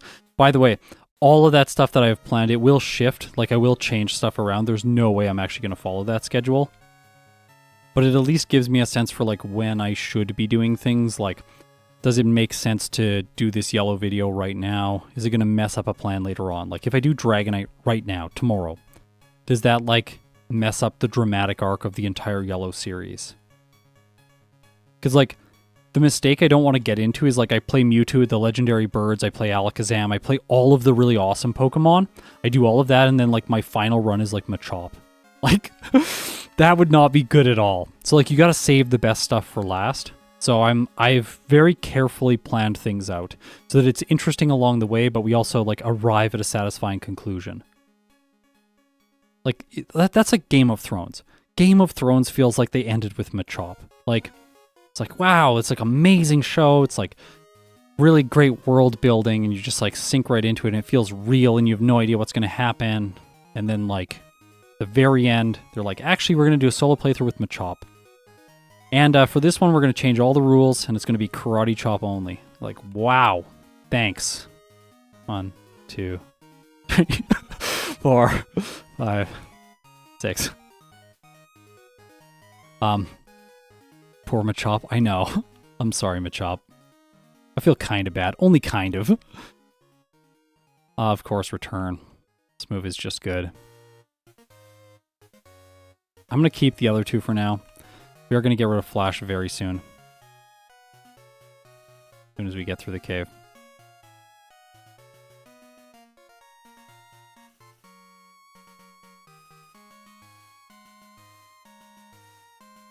I also like Machop, but I don't think Machop is a very good ending video. I think that's what I'm trying to say. It's like, you want to end your series on a high note where it like feels like, wow, that was awesome. I'm so glad that I stuck around for the entire ride. And it also needs to be paced well. So for me, I consider my releases kind of like seasons of television, where like each game is its own season of television. So I'm like trying to plan out each game throughout the year to have sort of like, I can't use that, to have like a mid-season finale and then like a finale at the very end of the year in December. So like the Crystal series will build and build and build, and then the last Crystal video of the year is going to be the most hypest one of the entire year. And then the last Emerald video will be the most interesting one of the entire year. So that it kind of like everything crescendos to the end of December.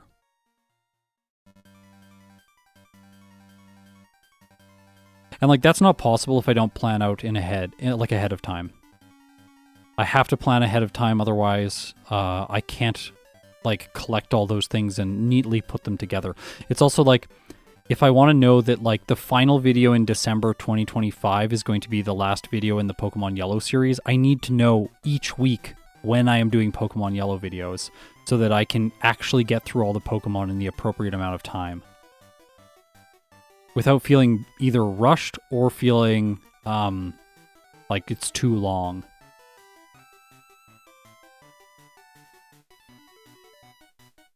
Items you cannot use can be sold for Thunder. I know, I've been selling all the TMs that I can't use right now for Thunder, and I've also been collecting like the vitamin, like the protein I picked up. I didn't use it because I'm going to sell it. I will go back, but Thunder is not useful here. I guess it's kind of useful against the Kingdra, but Return will just 2-shot and Shadow Ball will just 2-shot. And I don't think Thunder will 1-shot because it's neutral.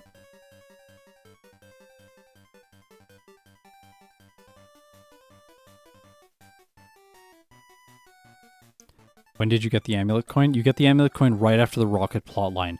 So like after you fought like the majority of the trainers in the game, which is just great.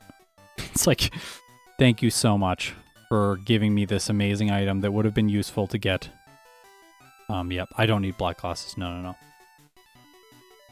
You can only get Thunderbolt after Lance, so it's not relevant right now. Okay, I have guaranteed 1 hits on all the Dragonairs with Shadow Ball, so this is fine, and then a 2-hit on the Kingdra as predicted. It cannot 1-hit me even if it gets crits with any of its moves. The only way I can lose here is if it smoke screens, and then I miss a lot. Finally something easy. That was nice.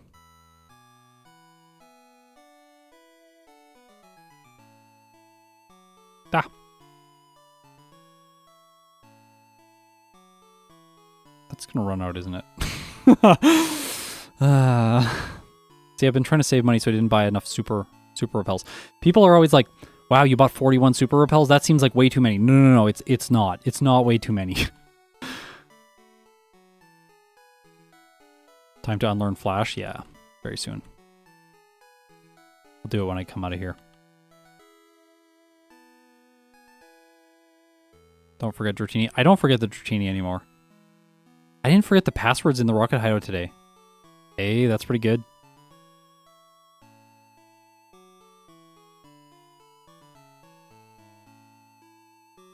Yeah.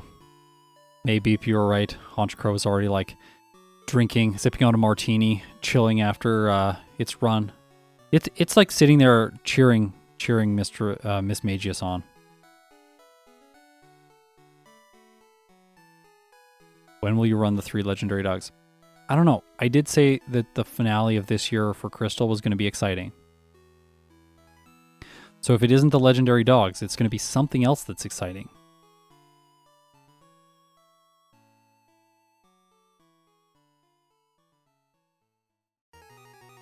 Okay. Delete flash. Bye-bye. Free moves. Let's go get Rain Dance.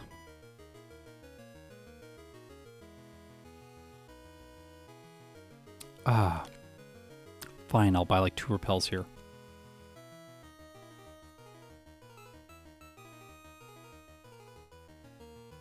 How can you read comments while playing so fast? This is why I play so bad. Like, I play much better when I'm just by myself. And I'm like, oh, I'm listening to the new Blink-182 album. Blink-182 is my favorite band, by the way. The new album is so good. It's literally playing in repeat on my head. The Anthem Part 3. Da, da, da, da, da, da, da, da, da, da. So good. How much money do you need to get Thunder? 110,000.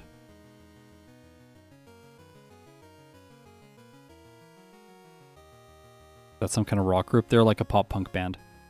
I really like metal and pop punk music. Also punk music. Yeah, I have enough now because I already bought. But like, look, I'm so close. Like, so close.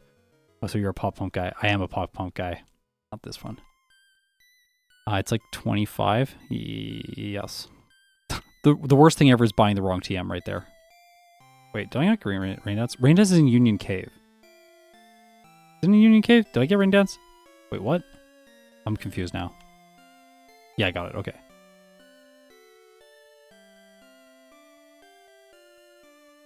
We put this in the place of swagger. Now we have the weirdest set ever, but like, okay, we at least have a special move. Go get some rare candies.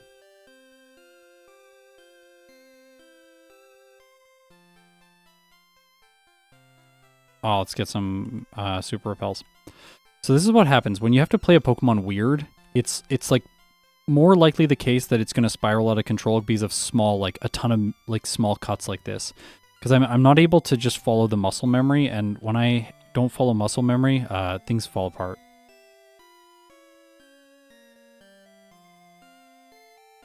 Especially when I'm streaming, because there's like so many chat messages and then I just miss everything. Oops. 1, 2, 3, 4, 5, 6. Oh, messed it up. Is it there? No. 1, 2, 3, 4, 5. It's 5. It's not 6. That's correct. There we go. I don't need to escape or upside Paris. We're safe.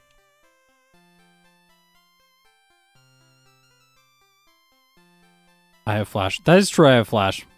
I don't need flash. Flash is for chumps. I don't actually need it. Oh. I do have the Dratini, I just didn't teach it. Bro, how you do that? I memorized it. You just memorized how to do it. It's not that hard. I memorized it in like 10 minutes. It's really not that hard. Everyone can do it. It's not an amazing skill. It does seem amazing. It's like a party trick. It's like the people that have perfect pitch as a musician. They just like sit down. They just like can play a song like when someone else plays it. And it's like, yeah, you have perfect pitch. That's nice. Like, cool. It's like a great party trick, but in the end, it's like not really that impressive. I think that's yeah, the getting through the caves is not that impressive. If you just like count every single step in the cave, and then figure out every single wall you can bump into so you don't need to count steps. So you only need to count steps in moments where you don't need to bump into the wall from your known position. So if your known position is like right by the door, if you know you walk straight forward and then you go through a door and then you bump into a wall, that's great. So just walk straight forward. Then next, if you know if I walk right, I bump into a wall, the character animation of you doing steps on the floor, like watch. When I bump into the wall, it slows down. My feet slow down. So I can tell when I've bumped into the wall because my feet slow down. And then as soon as my feet slow down on my character, I know I've hit the wall, and then I can make my next move, which I know is pre-planned.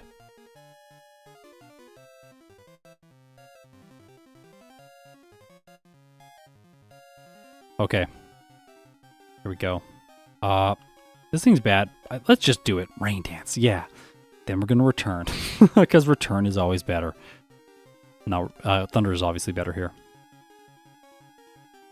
The Magneton is an unfortunate situation. There's less special defense. Let's thunder it. Oh, thunder wave, that's really annoying. Fine. Curse. Okay. Well, the Kadabra is, by the way, really bad. Look at the Kadabra. Just terrible. Oh, I'm going to lose. I'm going to lose. I'm going to lose.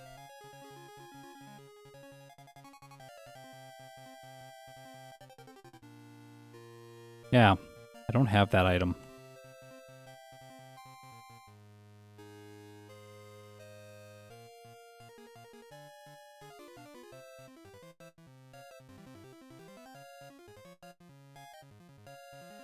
No, not that. Definitely return.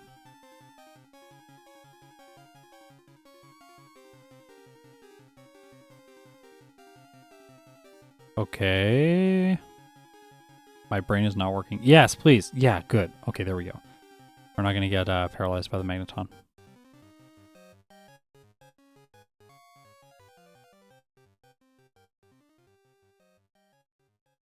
Okay, we did it. Wow, I forgot about the Kadabra. The Kadabra has a terrible learn set.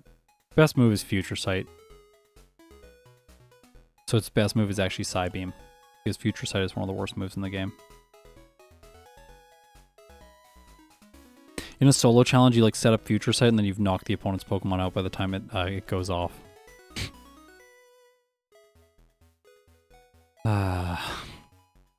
This is so brutal. Fine, we will buy a max potion. Can't believe this. Okay, here we go. We have made it to the league. Let's do it.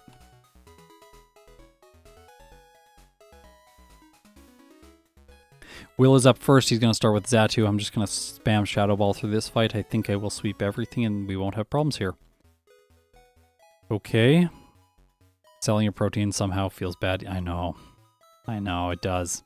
Okay, yeah, so Will is predictably not a problem. I outspeed all his Pokemon because Mismagius is fast, and Shadow Ball is pretty good here because it's super effective. Also, Psychic types generally have low defense stats. Jinx, for example. Let's save here, and then we're going to fight Koga. By the way, in the rain, Thunder bypasses accuracy checks, so if he sets up a double team with the Crobat, we can get around it like that.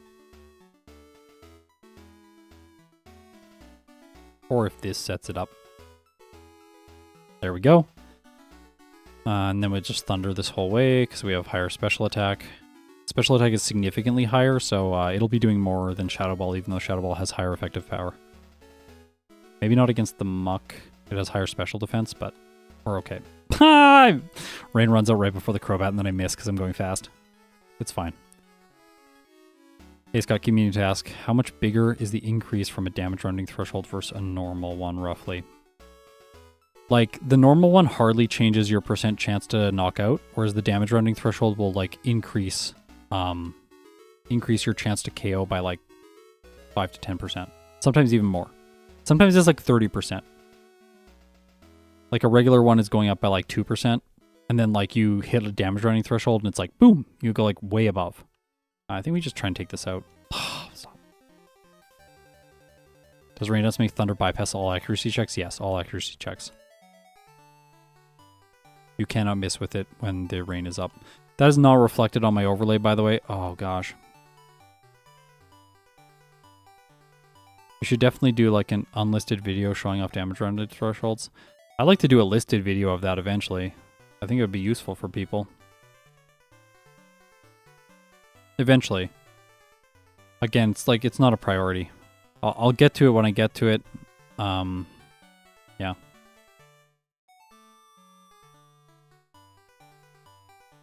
No, it's not that I don't have the numbers. Like, the numbers are varied because the numbers depend on your Pokemon's stats, your Pokemon's levels, and the opponent's Pokemon and its stats and levels. Like, I can't just, like, spit out the numbers for you. Yeah, the what's it called identified me with foresight. Okay, so Rain Dance here, because it's going to sand attack me, so then I can bypass accuracy checks with Thunder. Hey, paralysis is nice. See? It bypasses accuracy checks. Believe me, I would not be hitting if it wasn't. Thunder has 70%, 42% accuracy. Hey, that's nice. No, stop. Stop it. Don't do that. It's really annoying. Stop.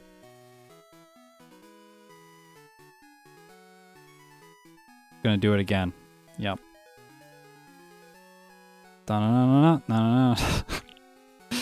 This is so silly. Well, we did it. It's all good. Let's Shadow Ball this thing. We're good. Yeah, it doesn't want to use Flamethrower in the rain, that's correct. The AI chooses which Pokemon it sends in next, depending on the weather.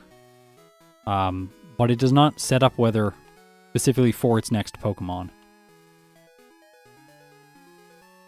Sorry, the AI does not choose which Pokemon it sends in next because of the weather. But it does make move choices based on the weather because it rolls damage ranges for its move choices. So like every time they're trying to select a move, the AI will do a test roll for all of the moves and then pick the one that does the highest damage in the test roll. And then from there it gets its damage range, and then from there it like picks its move and goes for it. That's why you get weird things sometimes where it'll use like a random move instead of the one that would actually be better, but it's just because it like got a crit or something in the test roll.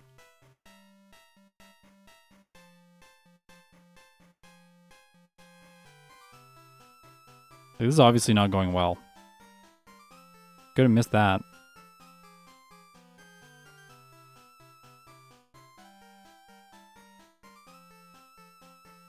So what are you going to do in future generations when there isn't a later X.5 release like Yellow and Crystal? What do you mean X.5 release? I don't understand.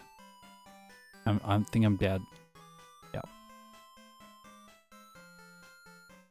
I don't understand X.5 release. I think this is where we rare candy.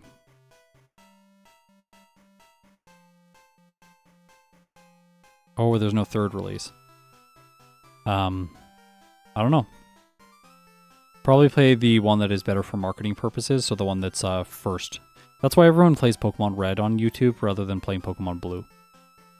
Pokemon Blue is just objectively worse for marketing, because if someone searches the search term Pokemon Red and Blue, Red comes first.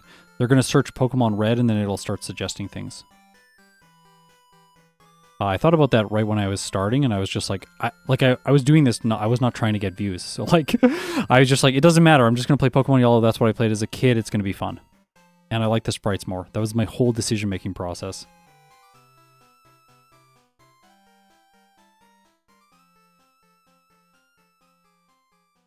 Isn't Blue faster to speedrun? Yeah, but like, and Blue has objectively better encounters and stuff, but people play Red because like, you're going to search Red first. Okay, so this is very bad. Once again, we're stuck. Do I have to teach Flash again? I hope I don't have to teach Flash again. I should have got another... Oh, hey! Hey, that's good, actually. I guess it sometimes goes for Thunder there. It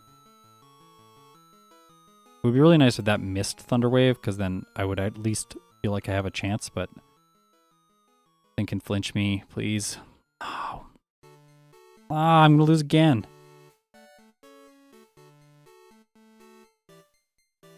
Well, we can get to the Dragonite every time, but we're just not... Okay, so it's rest time. So that's the solution. Rest in the place of return, probably. I can get another return TM after the league.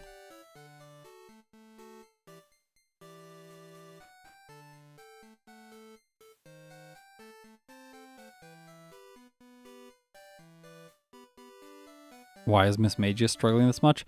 Its learn set is terrible. Why do we have Rain Dance? Because we don't have any other special moves other than Thunder.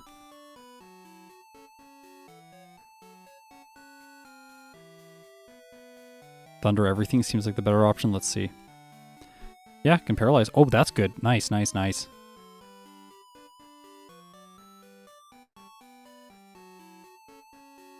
Hey, no, yeah, look at this. The time, okay, so the time that we go into it prepared to use rest, the whole thing is just like, yeah, it's fine.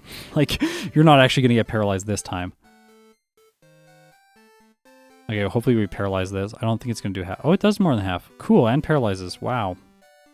Nice, okay, we beat Lance. Good job, Mischievous. This is how long it took Darkrai to beat the entire game. Darkrai out of the backports that I've done this month has been the worst so far. Don't worry though, everyone. Mischievous still has a chance because I'm going to do Weavile next week.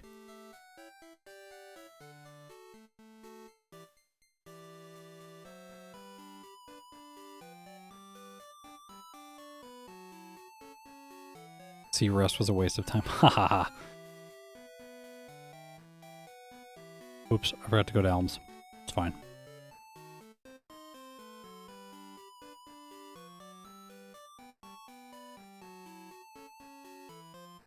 Weavile's stats are just wonk. Like, it's so weird.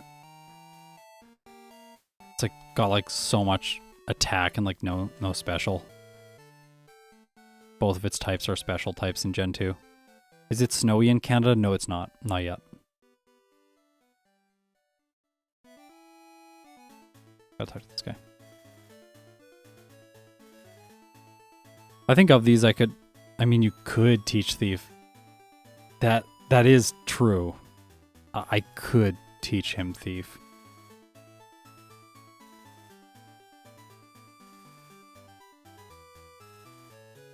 Okay, so I said at the beginning of this, I was predicting C or D tier. I forget what the thresholds for those are, but I think we're gonna do worse than that, honestly. I didn't anticipate just the number of problems. Also, don't you need Psychic for Red's Venusaur? Maybe. Or we're about to get Psychic. We couldn't get Psychic before this. This is the first moment that I can get Psychic at, so I'm gonna pick it up here. Finally.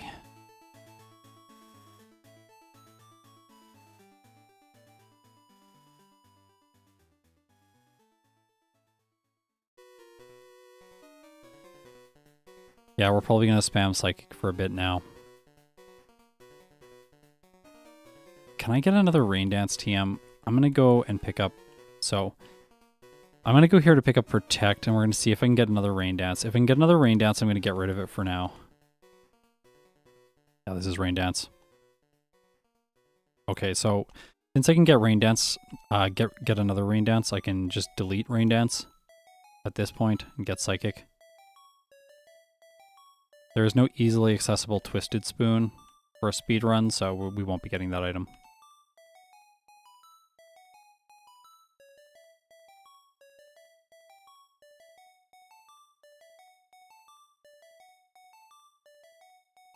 I'll just do Spell Take, it's fine.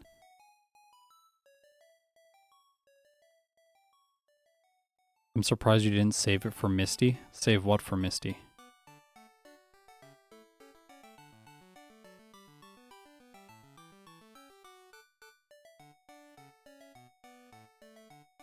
Do you plan to go back to the Versus?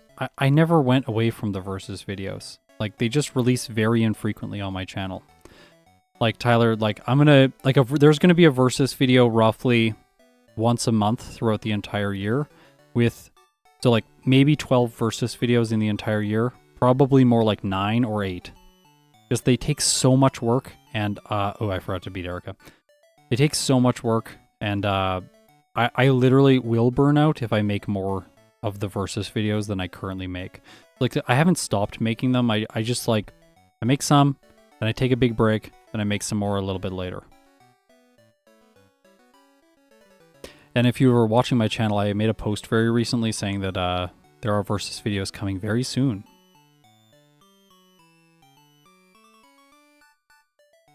Yeah.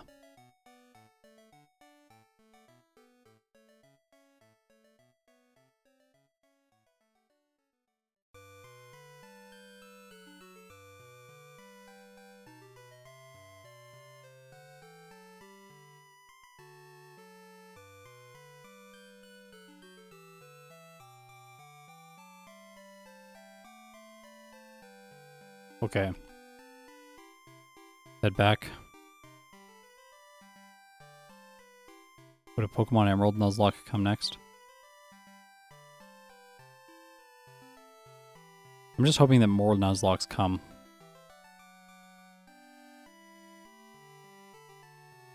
There's, I want to do more Nuzlockes in general, like, on the channel.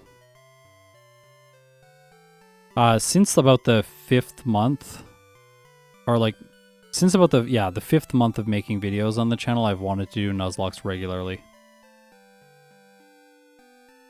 What ends up happening though is that there's always a rabbit hole that I can go down, like, oh, I'm playing this versus video, so I'm actually gonna do 3 playthroughs with each Pokemon to figure out which one's the best.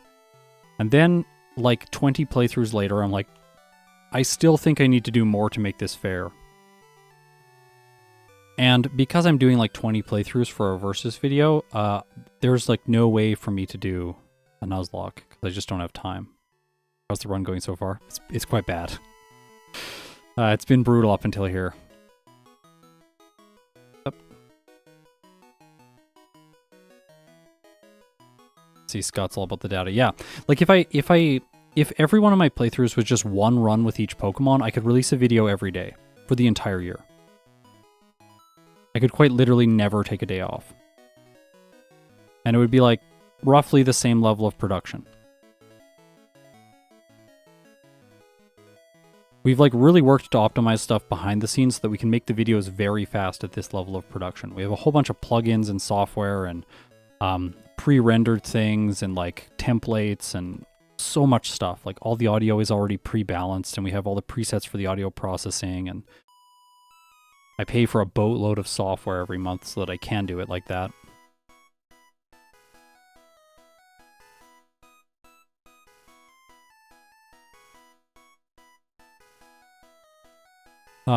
But yeah, we could make videos very fast if I only did one playthrough per video.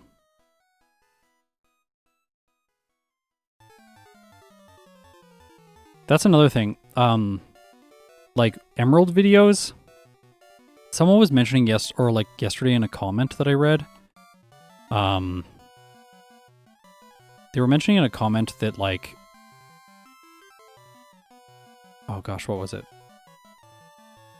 My brain just went completely blank. I totally blanked right there. What was I thinking of? Did I get gifted a sub? I guess you did. Because yeah, you've got a sub.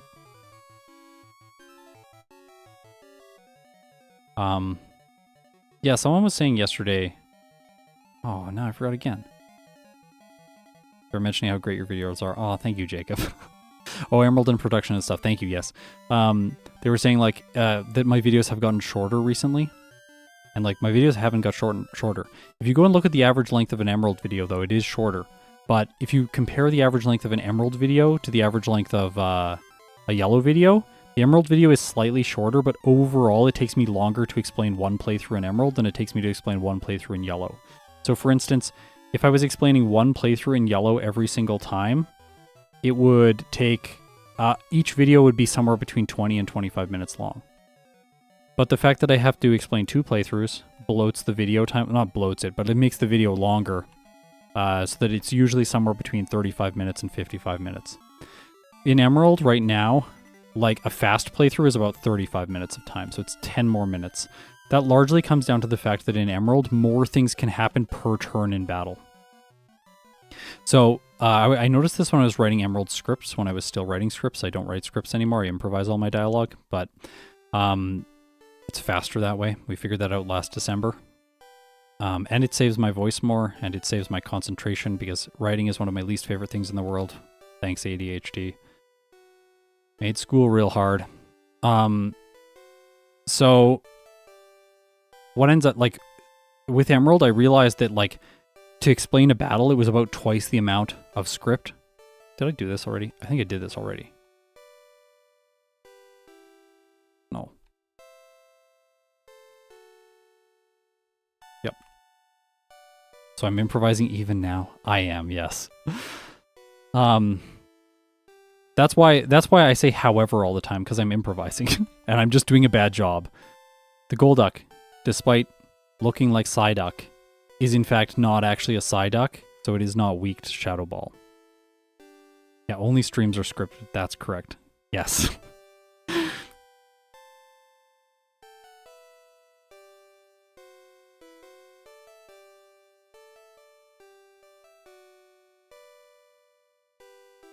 Being fair to each competitor, that sounds incredibly stressful. I'm going to read that whole comment, actually. Do you think maybe focus too much on being fair to each competitor during a versus? Sounds incredibly stressful.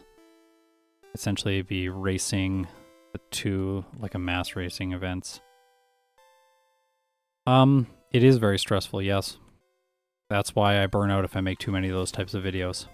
If I made those videos very casually with one playthrough each, like, it would be, there would be no stress, and I could make I could make a versus video every week. But like I hold myself to a standard of like a certain degree of rigor, and like for me it's like if I don't feel comfortable with putting the video out and I don't feel like sure in the results that I've got at that time, I want to do more playthroughs first before I release the video. So yeah. You have to go through the Nugget Bridge trainers, otherwise Misty does not go to the gym.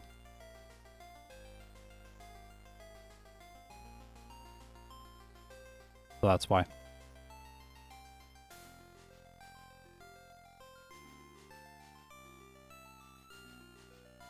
Yeah, anyway, so like I thought about doing versus videos in Emerald, and then I was like, no, that's not a good idea, because each playthrough to play it is going to be like 2 to 3 times the amount of time that a yellow playthrough is, and then I know the game less well.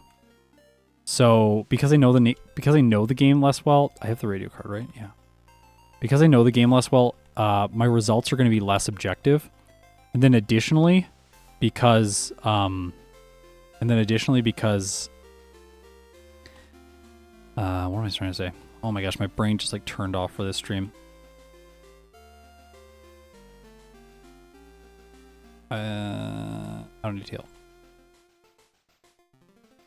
Yeah, so like additionally then, because it takes longer to explain each playthrough, if I have like 4 playthroughs in Emerald, the video will be like 2.5 hours long.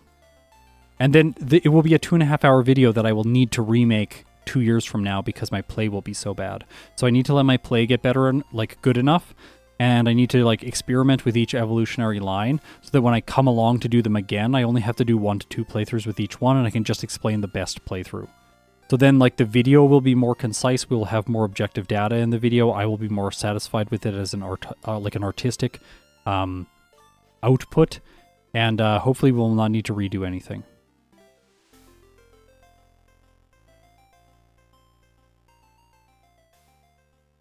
How much time can I get off Mewtwo and Rayquaza? Quite a bit. I don't know how much. I think I'd probably get them under an hour and a half. So like probably 40 minutes off each of their runs. Like that's how much better I got in 1 year. 40 minutes of time. In a run that's only like 2 hours. I've got like so much better at Emerald than I was last year. Last year I was complete trash. And like that's okay, that's part of the process. Part of the process is getting better, and like to think I think it is like the height, to me it seems like the height of ignorance to just think that I could start this series 3 years ago and then continue playing it in a consistent way today. That does not seem possible with any degree of intellectual honesty. Because like I would have to be playing the game intentionally bad like I was when I started to have results that are comparable. Or I would have had to have not improved at all over 3 years, and that sounds awful to me. Like I want to make sure that I'm getting better, so. Yeah, and like you're always improving, like I said, you're always improving, and you're always improving and growing as a player, and like I'm always finding out new little things that I can do better in the games. And that makes me so excited. I'm so excited when I find out like a cool new trick, and I'm like, oh, I can implement that today. Like I have one later in the run that I can implement. I was watching Squidgy last night and saw it on his stream, so I'm going to try and implement it today. Wait, Mismagius can't learn Surf.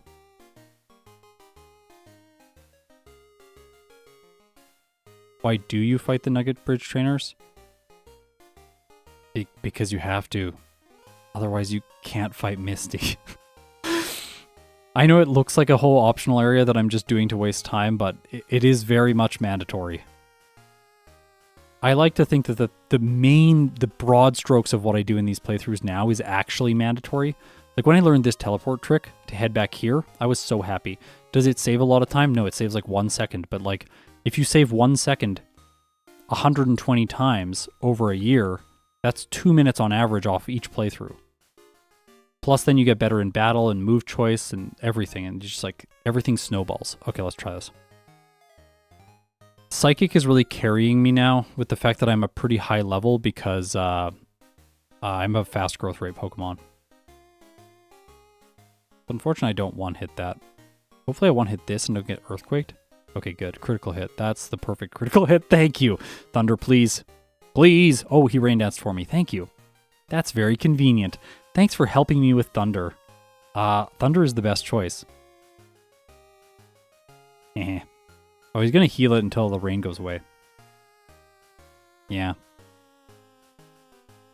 Scott, can't you code the other party Pokemon in slots 2 to 6 to be faint at all times? That way, roar. Yeah, but okay.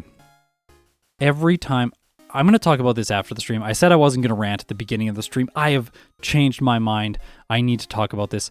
Please, Hotel, please let me know at the end of the stream that I have to talk about coding certain things and changing the ROM.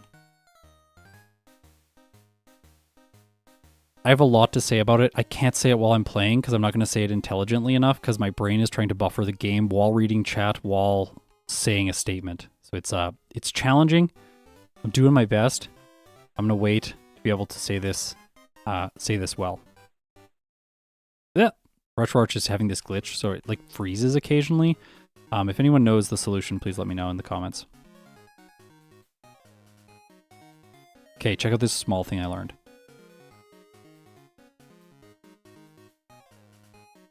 That. You can just fly to the Pokemon Center. I think it saves half a second. It might actually be slower, but it looks cool. I have to test it because like opening the inventory and navigating the inventory well is not actually that fast. On 1x speed, that would 100% be faster. Because you can do frame perfect inputs a lot easier. On 4x speed, frame perfect input is a lot harder, which is why the bike is slower in Generation 2. I timed all the areas where you would want to use the bike in Generation 2, and on like in every area, the amount of time that you gain does not offset the time that you lose picking up the bike in Goldenrod City. And if you make any mistakes with the bike in terms of pathing, you just lose time. Okay, it's red.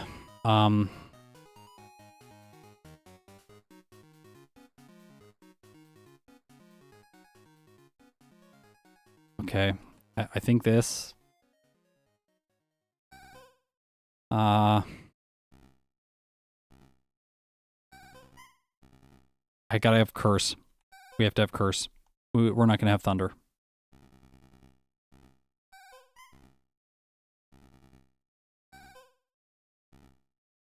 This is the choice. It has to be this. I have to be able to KO the Snorlax somehow. And I have to do it with Curse. Yeah, Curse on a Ghost type. Exactly. We're going to knock stuff out. We're literally using Curse for the... Oh.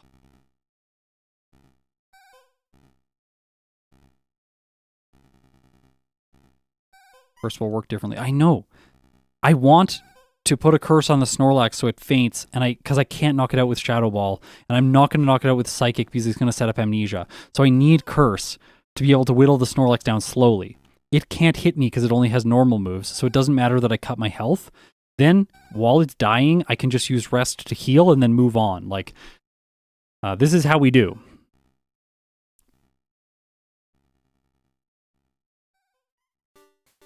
All right, let's do this. Goodbye. Oh, gosh. Gonna need a crit then. Frustrating, but fine. Oh no, it's asleep. It's gonna die because I'm gonna hit it several times while it's asleep, so we're fine. No problems. Got it. That was very close though. No, I hate when this thing sets up Sunny Day because then the Charizard hits so hard when it comes out. Think. Ugh. Oh wow. That, okay. Okay. This is not bad. I can heal on the Blastoise. I think it's going to try and Surf or Blizzard me right away, and then it'll set up Rain Dance on the next turn when it knows it can't knock me out. Yeah, it's going to set up Rain Dance now. See? Rain Dance. And now it'll start using Surf. For a lot, actually. Holy. That is a lot of damage. No!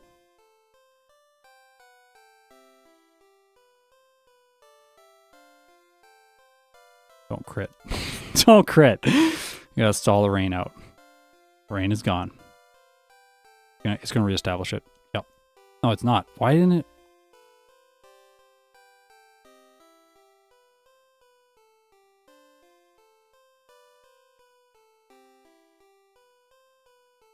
Okay, Rain Dance. I think I should get an attack this time. Yep. No!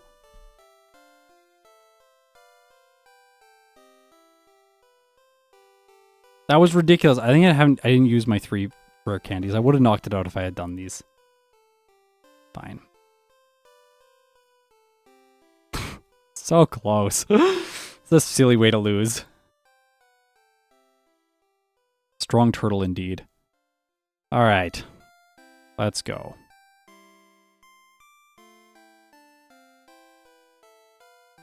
Yeah, it's painful when you have a reset like that. That is indeed so much time lost.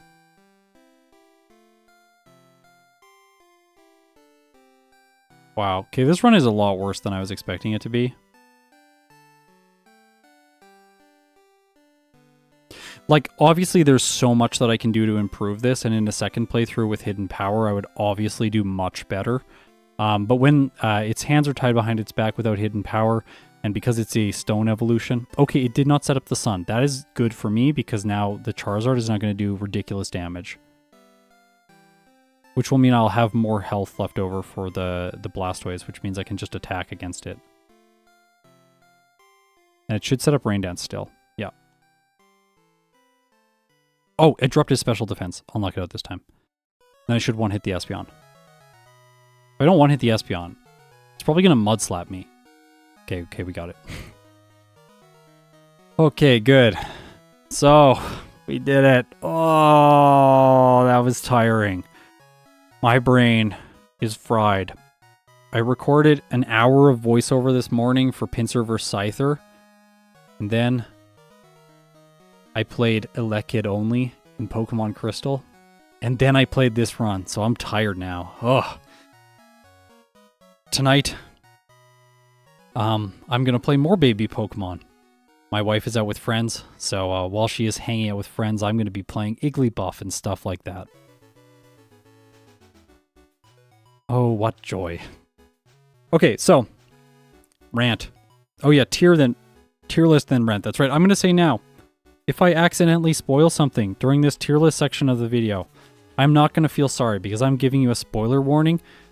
I may slip up and say results that have not yet been released on the channel because the spreadsheet I am looking at has every updated time that I have recorded to this point, and I have recorded most videos until the end of the year. So, yeah. Hopefully no spoilers, though, so let's talk about it. Right now, with a time of 1 hour, 54 minutes and 37 seconds with 22 resets at level 78, which was a game time of 6 hours and 30 minutes, Mismagius has earned itself a spot in the E tier. So, honestly, it's not that bad. We actually need some Pokemon for the E tier, so that's good. Interestingly, it's a little under a minute faster than Phanpy, which is hilarious. You wouldn't think that Pokemon like Gligar and Phanpy would be close to Mismagius, but they are. Obviously, if I did this one again, I think it would squeeze into the D tier. Like, I think I would get a time of like 1:35, maybe. You can like save a lot of time by like some optimization and just having a good move for Jasmine. Oh yeah. So that's where it's placed. I think you could put it in B, C tier. Yeah, I think C tier. D tier for sure. I think like a 1 hour 35 minute time is what I would like be expecting. If it was like, I don't know, if I was like, if Jasmine really took so much time and then like a move like Hidden Power Ice or Hidden Power Fire is going to accelerate her dramatically, then I could see it squeezing into the B tier. But I don't think there's like any way this thing gets into the A tier with starting with Psywave and Astonish. Okay. Put it in B tier for good design. Yeah, that's fair. In terms of design, this thing is A tier. All right, let's talk about the thing that I wanted to rant about. So spoilers over. All right, so now I forgot. This is how tired I am. What was I going to talk about? Oh, yes. Oh, yes, I remember what I was going to talk about. So, changing things on the ROM, coding things, making alterations to the game. So, for example, in Pokemon Yellow, when I enter Mount Moon in my second playthroughs, there are no encounters. The reason I do all of my first playthroughs with encounters on in Mount Moon is because the only thing that I change in my first run is my starter and my starter's DVs. I change nothing else about the game. The game is literally like it would be on a regular cartridge with those two exceptions. Those two exceptions are in place so that when I do tests, I have the correct DVs so that I can correctly test damage ranges and things against the opponent's Pokemon, so that when I do my second run, I am not wasting my time with incorrect information. Yes, and Surge's Gym. I'll talk about that one later. The reason that I don't make other changes is because I want to have as legit as possible result with every Pokemon, where it's like, yeah, I did beat the game. Like, I didn't change anything, I beat the game.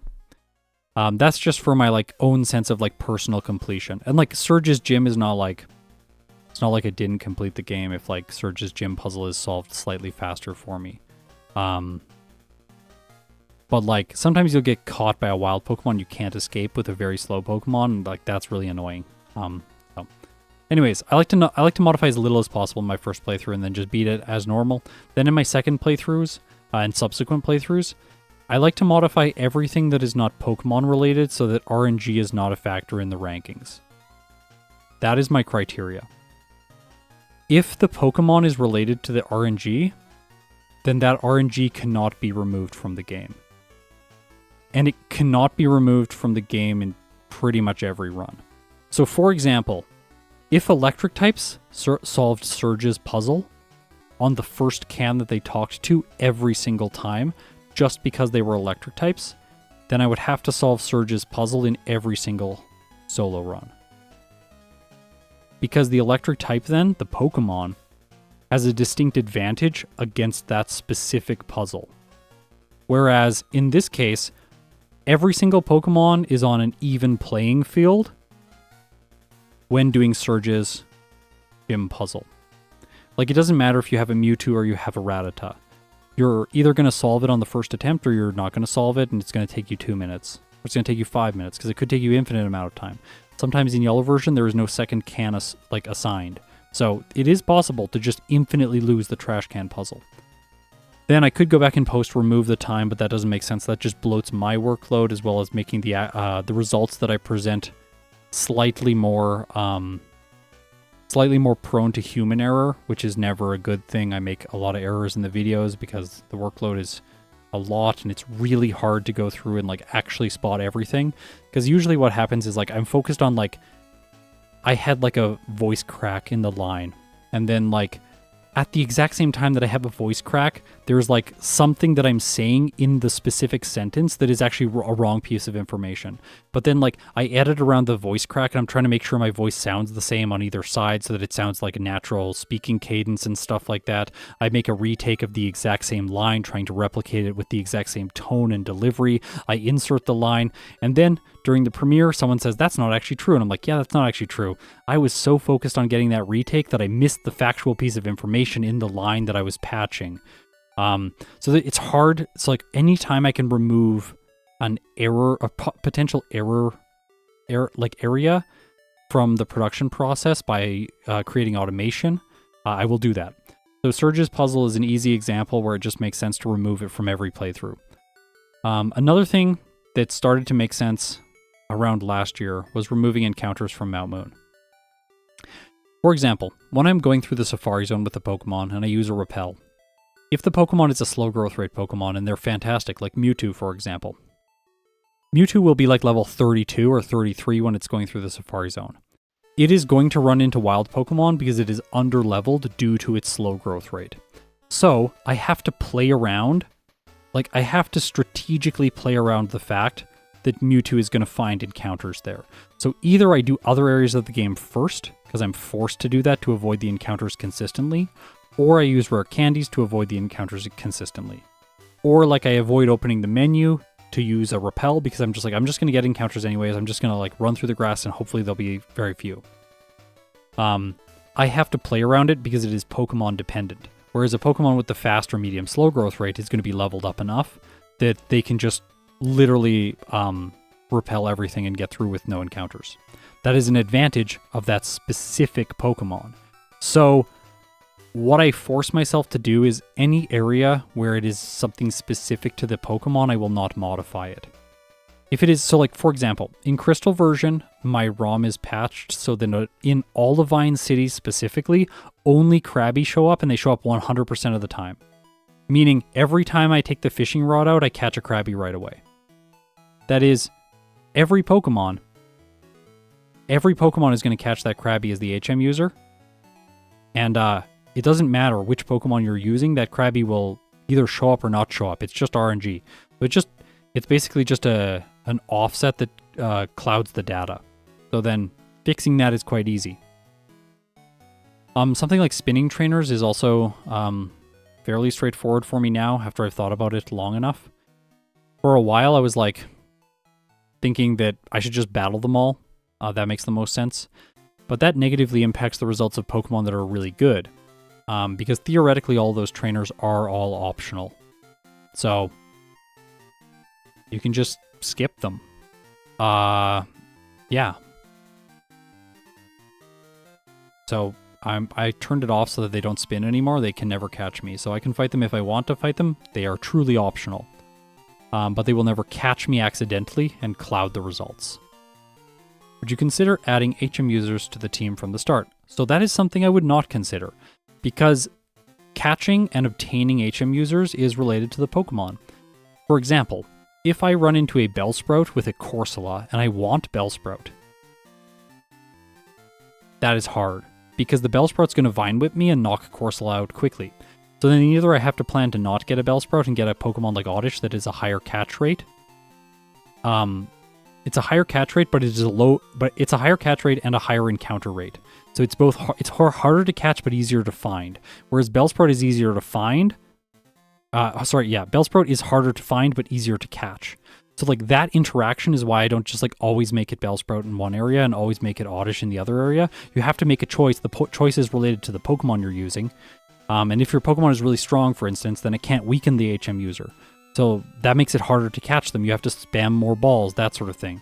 So in those cases, yes, there is RNG, but the RNG is related to the Pokemon. It's like in Yellow version, how crit rates are related to the Pokemon. So like, yes, there is RNG. You can crit, which is sometimes good and sometimes bad, but those crits are related directly to the Pokemon you're using, not just to some like stagnant game state that every Pokemon gets. I think the original question, it was, why not make HM users automatically fainted when you catch them so that Roar doesn't switch out your main Pokemon? This is possible, but it feels fundamentally weird to me. I will have to think about this one more. Before I make any of these changes, I think about it for like a year, by the way. And then, like, at long last, I'm like, yes, this choice is correct. I'm going to make it. Because once I make a choice like that, I don't want to remove it. So for example, if I take out if I like remove spinning trainers and then like 2 weeks later, I'm like, oh, I'm actually going to put spinning trainers back in. That was a bad choice. Then I have to go back and film those videos again. Like when I make a change, I want that video to be the most up-to-date video. I don't want to make a mistake with changes that I implement. So I think very carefully about each change that I make. It feels fundamentally weird to me to just have HM users in the party that are fainted. I don't know, like opening my party and just like they're fainted and sitting there is like strange. Like To feint the HM users, you should have to go into battle and have them feint. That one's really hard. There's other fixes to that problem as well, which is just require myself to deposit my Pokemon before every major battle, which bloats the time, but it could symmetrically bloat the time for every Pokemon, which is like interesting and like possible. I don't really like it. Like, artificially bloating playtimes is just going to give me more work to do, and it doesn't give us better results as to like which Pokemon is actually better. So that's why I kind of resist the option of deposit all the Pokemon, then they won't roar. The unfortunate thing is that the AI in Generation 2 actually makes choices depending on the number of Pokemon you have in your party. And so this is where I think that like fainting the Pokemon in the party is not actually the best solution. The best solution is modifying the AI subroutine so that the AI subroutine knows that I'm doing a solo challenge. Basically, the AI knows that I lose when it knocks out my one Pokemon. Because, like, think about this. Like, right now, if it knocks out my first Pokemon, the AI thinks it still has to beat all of my HM users. So I'm actually technically playing with an advantage because it doesn't know that I'm doing a solo challenge. So the AI needs to know that I'm doing a solo challenge. And that can be very easily implemented.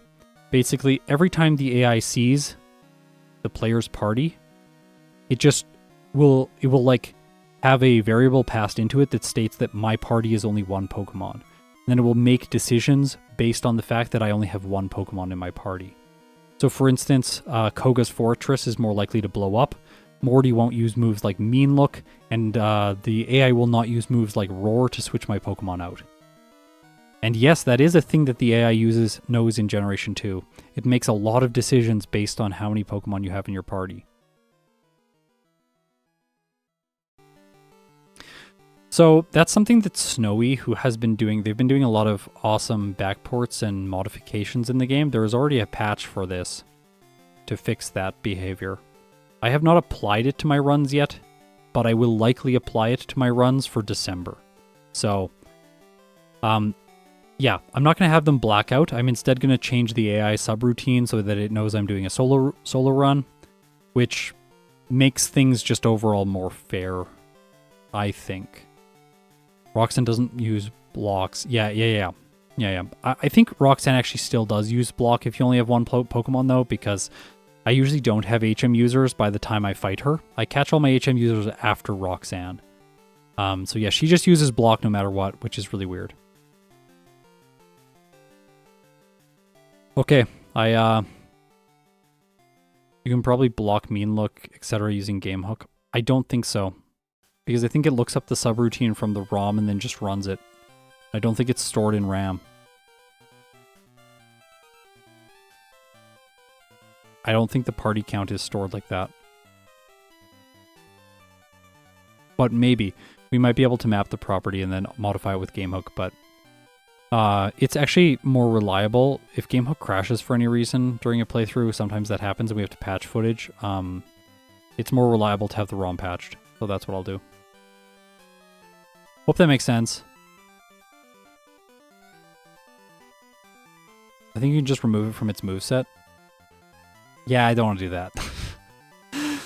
I don't want to do that. There's a couple reasons I don't want to do that. It has to do with how my software is currently set up and how it reads the opponent's teams. It's switching between multiple data sources, and I don't want it to switch between a data source that has Mean Look and one that doesn't.